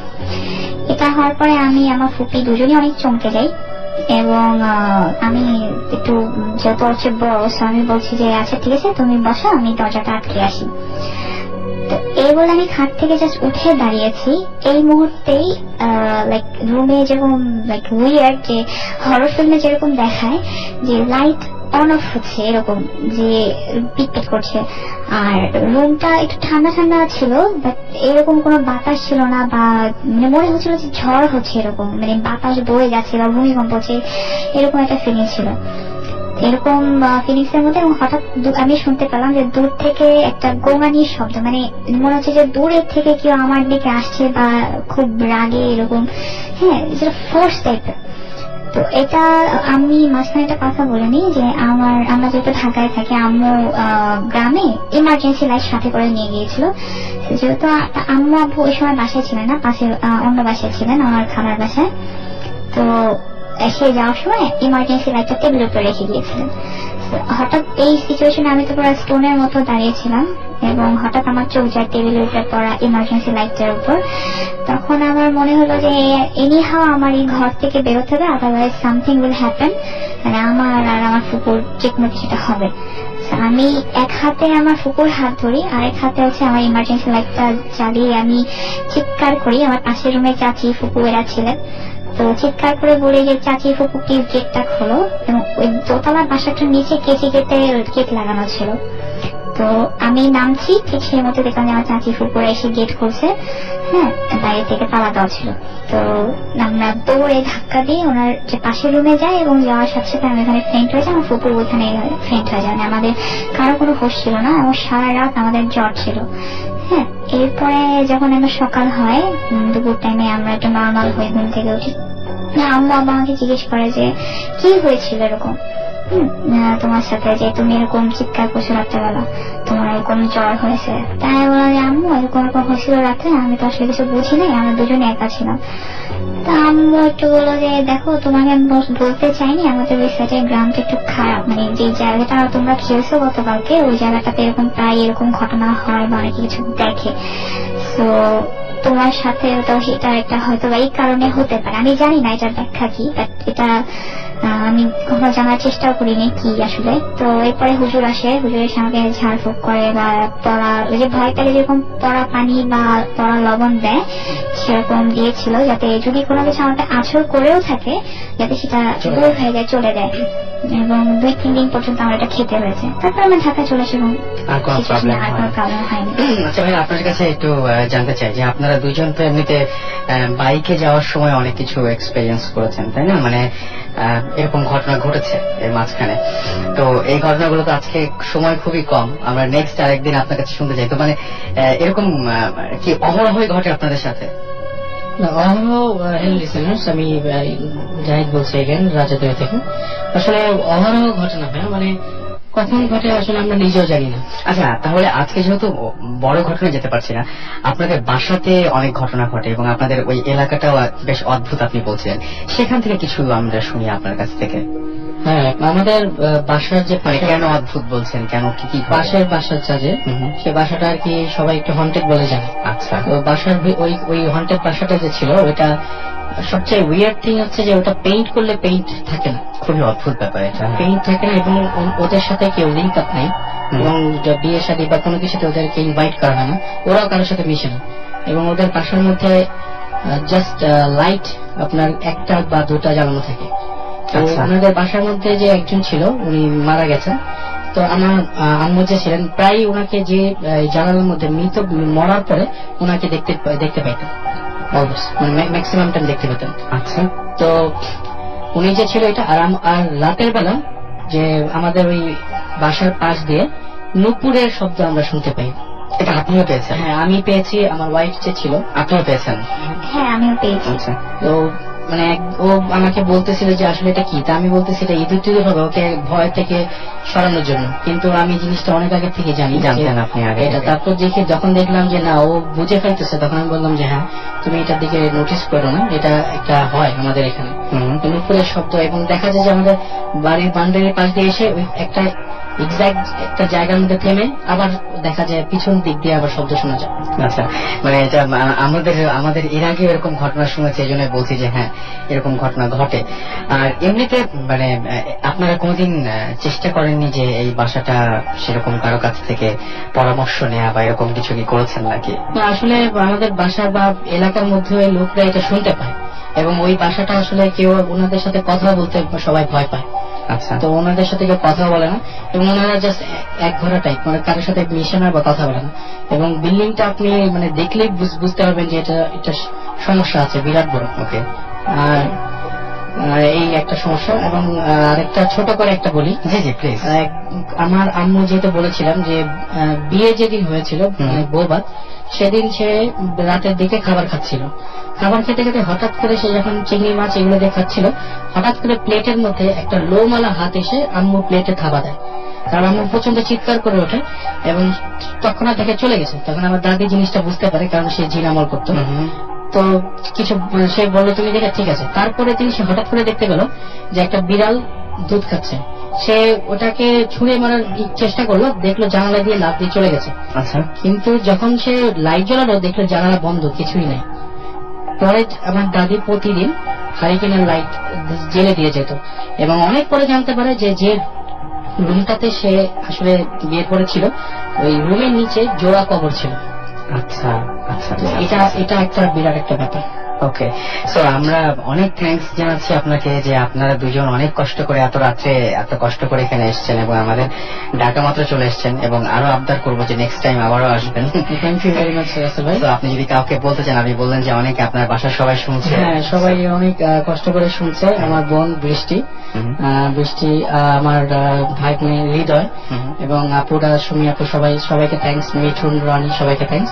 এবং আপনি একটু যদি বৃষ্টিকে একটু বলে দিতেন। হ্যাঁ, আপনার অনেক বড় ফ্যান। থ্যাংক ইউ বৃষ্টি আমাদের সঙ্গে থাকার জন্য এবং আশা করছি যে এখন থেকে রেগুলার এভাবেই আমাদের সঙ্গে থাকবেন। এবং আপনি যেহেতু আপনার যে ভাইয়াকে মানে আপনাদের ছেলে আবার এই ভূত এফএম পর্যন্ত পাঠানোর দায়িত্ব আপনাদের উপরে দিয়ে দিলাম। আর আপনি কাউকে যদি বলতে চান কিছু বলতে পারেন। হ্যাঁ, এই মুহূর্তে আমার মা এবং আমার কাজিন আছে নূর, তারা শুনছে এবং আমার অফিসে কিছু কলিগ শুনছে। আমি বেটি কর্পোরেশনে জব করছি, তার আমার এখানে কিছু কলিগ শুনছে। ওকে, তো সবাইকে অনেক অনেক থ্যাংকস এবং আপনাদের উপরে দায়িত্ব দিলাম আবার এই দুজনকে ঠেলে আমাদের ভূত এফএম পর্যন্ত পাঠিয়ে দেওয়ার জন্য। এন্ড ফাইনালি আমরা আরো একটা ঘটনায় চলে যাব। আমাদের সঙ্গে আরো একজন আছেন। ভাই, আপনার নামটা আরেকবার বলবেন। আমি রাজিন। লাস্ট টাইম আমি আমার ঘটনাটা শেষ করতে পারিনি। সেটা আমি ছিলাম যে আগুনটা দেখার পরে আপনারা দুজন মিলে ছাদের উপর যে আগুনের গোলা দেখেছিলেন, 7 জন মিলে। ওই গোলাটা গিয়ে আমাদের পাশের থেকে একটি নারিকেল গাছের উপর পড়ে। আমরা দেখলাম যে পুরো নারিকেল গাছটা একদম পুরো ছারকার হয়ে যাচ্ছে, মানে একদম আগুন পড়ছে নিচে, পুড়ে গেলে যেটা হয়। তো দেখার পরে আমরা তো খুব ভয় পেয়ে গেলাম। আমরা সঙ্গে সঙ্গে দৌড়ে বাসা চলে যাই। আমার ভাইও ছিল, আমার ভাইও দৌড়ে বাসায় চলে যায়। তো বাসা যাওয়ার পর আমরা পরের দিন ঠিক সকালবেলা আমরা ওই গাছটার কাছে যাই যে দেখার জন্য আসলে কি হয়েছিল। গিয়ে দেখি যে না, সবকিছু ঠিক আছে। ঠিক সেম ঘটনা আমার বড় ভাই এখন অস্ট্রেলিয়াতে সিডনিতে আছেন। উনি ওনার এক ফ্রেন্ডের অ্যাপার্টমেন্টে ছিল। অ্যাপার্টমেন্টে ছিল মেবি 60 মানে 60 তলার উপরে 70 তলা এরকম ছিল। ওনারা সন্ধ্যাবেলায় সবাই মিলে আড্ডা দিচ্ছিল। তো হঠাৎ করে উনি নোটিস করলো যে তাদের ঠিক অ্যাপার্টমেন্টে অনেক উচ্চতে ঠিক এরকম একটা লাইট মানে আগুন ঘুরতেছে। তাদের মানে কাছের ইয়া ছিল তাদের অ্যাপার্টমেন্টটা, ওখানে আগুন ঘুরতেছে এবং সবাই বললো যে ওরা তো সবাই ইংলিশ ছিল, কেউ বাঙালি ছিল না এবং মুসলিমও ছিল না। বললো যে তোমরা কি দেখতেছো ওই যে বাইরে একটা আগুন দেখা যাচ্ছে? বললো যে হ্যাঁ, এটা আমরা দেখতেছি। এবং আপনি শুনে অবাক হবেন, অস্ট্রেলিয়ান আমার ভাইয়া যেটা বললো, অস্ট্রেলিয়ান পেপারে নাকি ছবি শহর আসে যে এরকম কিছু জিনিসপত্র। অস্ট্রেলিয়ান একটা গ্রেভিয়ার্ড আছে ওই সিডনি শহরে, আমার ভাইয়া ওখানে ছিল অনেকদিন। তো ওইখানে কিছু একটা ঘটনা সে দেখতো। একদিন সে রাত্রবেলা ফিরতেছিল, তো হঠাৎ করে সে নোটিস করলো যে মানে কিছু একটা শ্যাডো টাইপের কিছু তার ঠিক পিছনে ডান দিক দিয়ে মানে আসতেছে। সে এতদিন থাকে, কোনো প্রবলেম হয় না, বাট ওই দিন হঠাৎ করে তার জন্য কেমন যেন মনে হলো যে না, কিছু একটা হয়তো প্রবলেম। সো সে যখন ডানে দিকে ঘুরে তাকালো, দেখলো যে কিছু একটা লাফিয়ে গাছের উপর চলে গেল। সে মানে খোঁজার ট্রাই করলো যে আসলে এটা কি বানর কিংবা কোনো কিছু টাইপের, না আসলে ওরকম কিছুই না। সে দেখতে পেলো যে এরকম কিছু একটা উপরে চলে গেল। এছাড়া আরেকটা জিনিস আমি লাস্ট যেটা বলতে চাই, সেটা হচ্ছে আমার রুমের ঠিক নিচে একতলায় একটু জায়গা খালি রাখা হয়। তো আমাদেরকে এক হুজুর বলেছিল যে আপনি একটা ছাগল কোরবানি দিয়ে, আপনার মানে আল্লাহ মানে কোরবানি দিয়ে ওই ছাগলের যে রক্তটা তাজা রক্তটা ওটা আপনি রেখে দিয়ে আপনার ওই ঘরের নিচে আপনি পুঁতে দেন, তাহলে ইনশাল্লাহ এরকম প্রবলেম আর হবে না। তো ওই জিনিসটা করার জন্য আমাকেই সিলেক্ট করা হয়, যেহেতু আমার রুমে আমি ভয় পাই। তো আমি গেলাম, আব্বা বললো যে তুমি এটা নিয়ে যাও, গিয়ে দেখো যে ঠিক 1 হাত গর্ত করবা, 1 হাত গর্ত করে রক্তটা তুমি দিয়ে দিবা। এটা হচ্ছে 2 দিন পর কোরবানি করার। তো আমি ঠিক 1 হাতের মতো গর্ত করে ওই রক্তটা যখন ঢাললাম, তখন মানে আমি জানি না আমি কি স্বপ্ন দেখছি কিংবা কি আমি জানি না, দেখলাম যে একদম রক্তটা ঢালার সঙ্গে সঙ্গে আগুনের যে মানে পানি গরম হলে যেরকম বলকানোর মতো একদম ওরকম টাইপের বলকাইতেছে। আচ্ছা, আমি তো একদম শক যে এটা কিভাবে সম্ভব, কারণ রক্তটা ঠান্ডা, আর ওখানে কোনো গ্যাসও নাই, কিছুই নাই, এটা কিভাবে সম্ভব। ওইটা দেখে আমি কোন রকম মাটি টাটি দিয়ে দৌড়ে বাসায় চলে যাই। এছাড়া আমার এয়ারপোর্ট রোডে কিছু ঘটনা আছে, ওগুলো হয়তো যেটা আমি অ্যাক্সিডেন্ট একটা করেছিলাম, আমি আপনাকে বলেছিলাম আমি প্রায় 7 বছর যাবত আমি ড্রাইভ করি। অ্যাক্সিডেন্ট করার আগের রাতে কিছু ঘটনা আছে। এটাকে আপনি নেক্সট উইকেই বলছেন নাকি তারপরে? নেক্সট উইক ইনশাল্লাহ। নেক্সট উইকে ইনশাল্লাহ, তাহলে নেক্সট উইকে আপনি আসছেন। Thank you so much. আজকে আমরা মোটামুটি শেষের দিকে চলে এসেছি। আচ্ছা, হ্যাঁ প্লিজ। আমি একটা জিনিস সেটা বলতে চাই, সেটা হচ্ছে যে আমি আসলে কিছু জিনিস ফিল করি, কিছু হওয়ার আগে হয় আমি স্বপ্ন দেখি অথবা আমি ফিল করি। আমি ফিল করলে দেখা যায় আমার শরীর মানে পুরো ফুলে যায়, শরীরে মানে আমি নিজেকে চিনতে পারি না, ওভারঅল আমি নিজেকে চিনতে পারি না। এবং আমি যেটা করেছি, দেখেছি যে আমার নিজের চেহারা কেমন যেন হয়ে যায়। আরেকটা ব্যাপার হচ্ছে যে ওই রাত্রেবেলা আমি মানে ঘুমাইতে পারি না। এবং আপনি নিশ্চয়ই এরকম চান না মানে যে আপনার সঙ্গে হয়ে যায়, যেমন যে ভাইয়া একটু আগে বলছিলেন আমি কিন্তু বলেছি আমাদের আসলে কিন্তু এখন উপরে সাউন্ড পাওয়া যায়। এবং আমি একদিন কিন্তু রাতের বেলা বের হয়ে গিয়েছিলাম। হ্যাঁ, যে মাসুম দেখাচ্ছে ওরও বাসায় এরকম সমস্যা আছে। এবং সবচেয়ে বড় ব্যাপার যে আজকে আমি জানি না যেটা কোন একটা কারণ কিনা, যে আপনাদের দুজনেই ইনফ্যাক্ট দুজনের ফ্যামিলি থেকেই এরকম একটা জিনিস মানে চলে আসছে বহুদিন থেকে, এরকম দুজনেই সাফারার, ইনফ্যাক্ট 3 জন এখন দেখতে পাচ্ছি।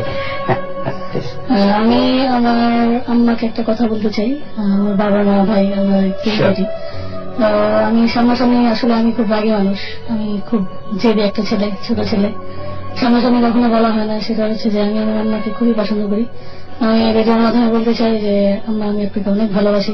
রিসেন্টলি আমি আপনাকে হয়তো খুব একটা শখ দিয়েছি যে কোনো একটা কারণে, ওটা আসলে ইন্টেনশনালি কিছুই ছিল না। আমি আপনাকে ভালোবাসি, এতটুকু মনে রাখবেন। প্লাস আমার ভাইয়া, আমার বাবা, ওনারা আমাকে অনেক পছন্দ করে, ওনাদেরকে ভালোবাসি, স্পেশালি আমার মা। ওকে, থ্যাংক ইউ, থ্যাংক ইউ। আশা করছি যে আপনার মানে আন্টি এই মুহূর্তে আমাদেরকে শুনছেন। আমি অর্ণব আমাকে SMS করেছেন আরিফ, এছাড়াও SMS করেছেন রংপুর বা রাজীব, মানিকগঞ্জ থেকে ইফতেখার আমাকে SMS করেছেন, এছাড়াও আমাকে SMS করেছেন রিয়াজ, SMS করেছেন ইমন, এছাড়াও SMS করেছেন আমাকে দেখতে পাচ্ছি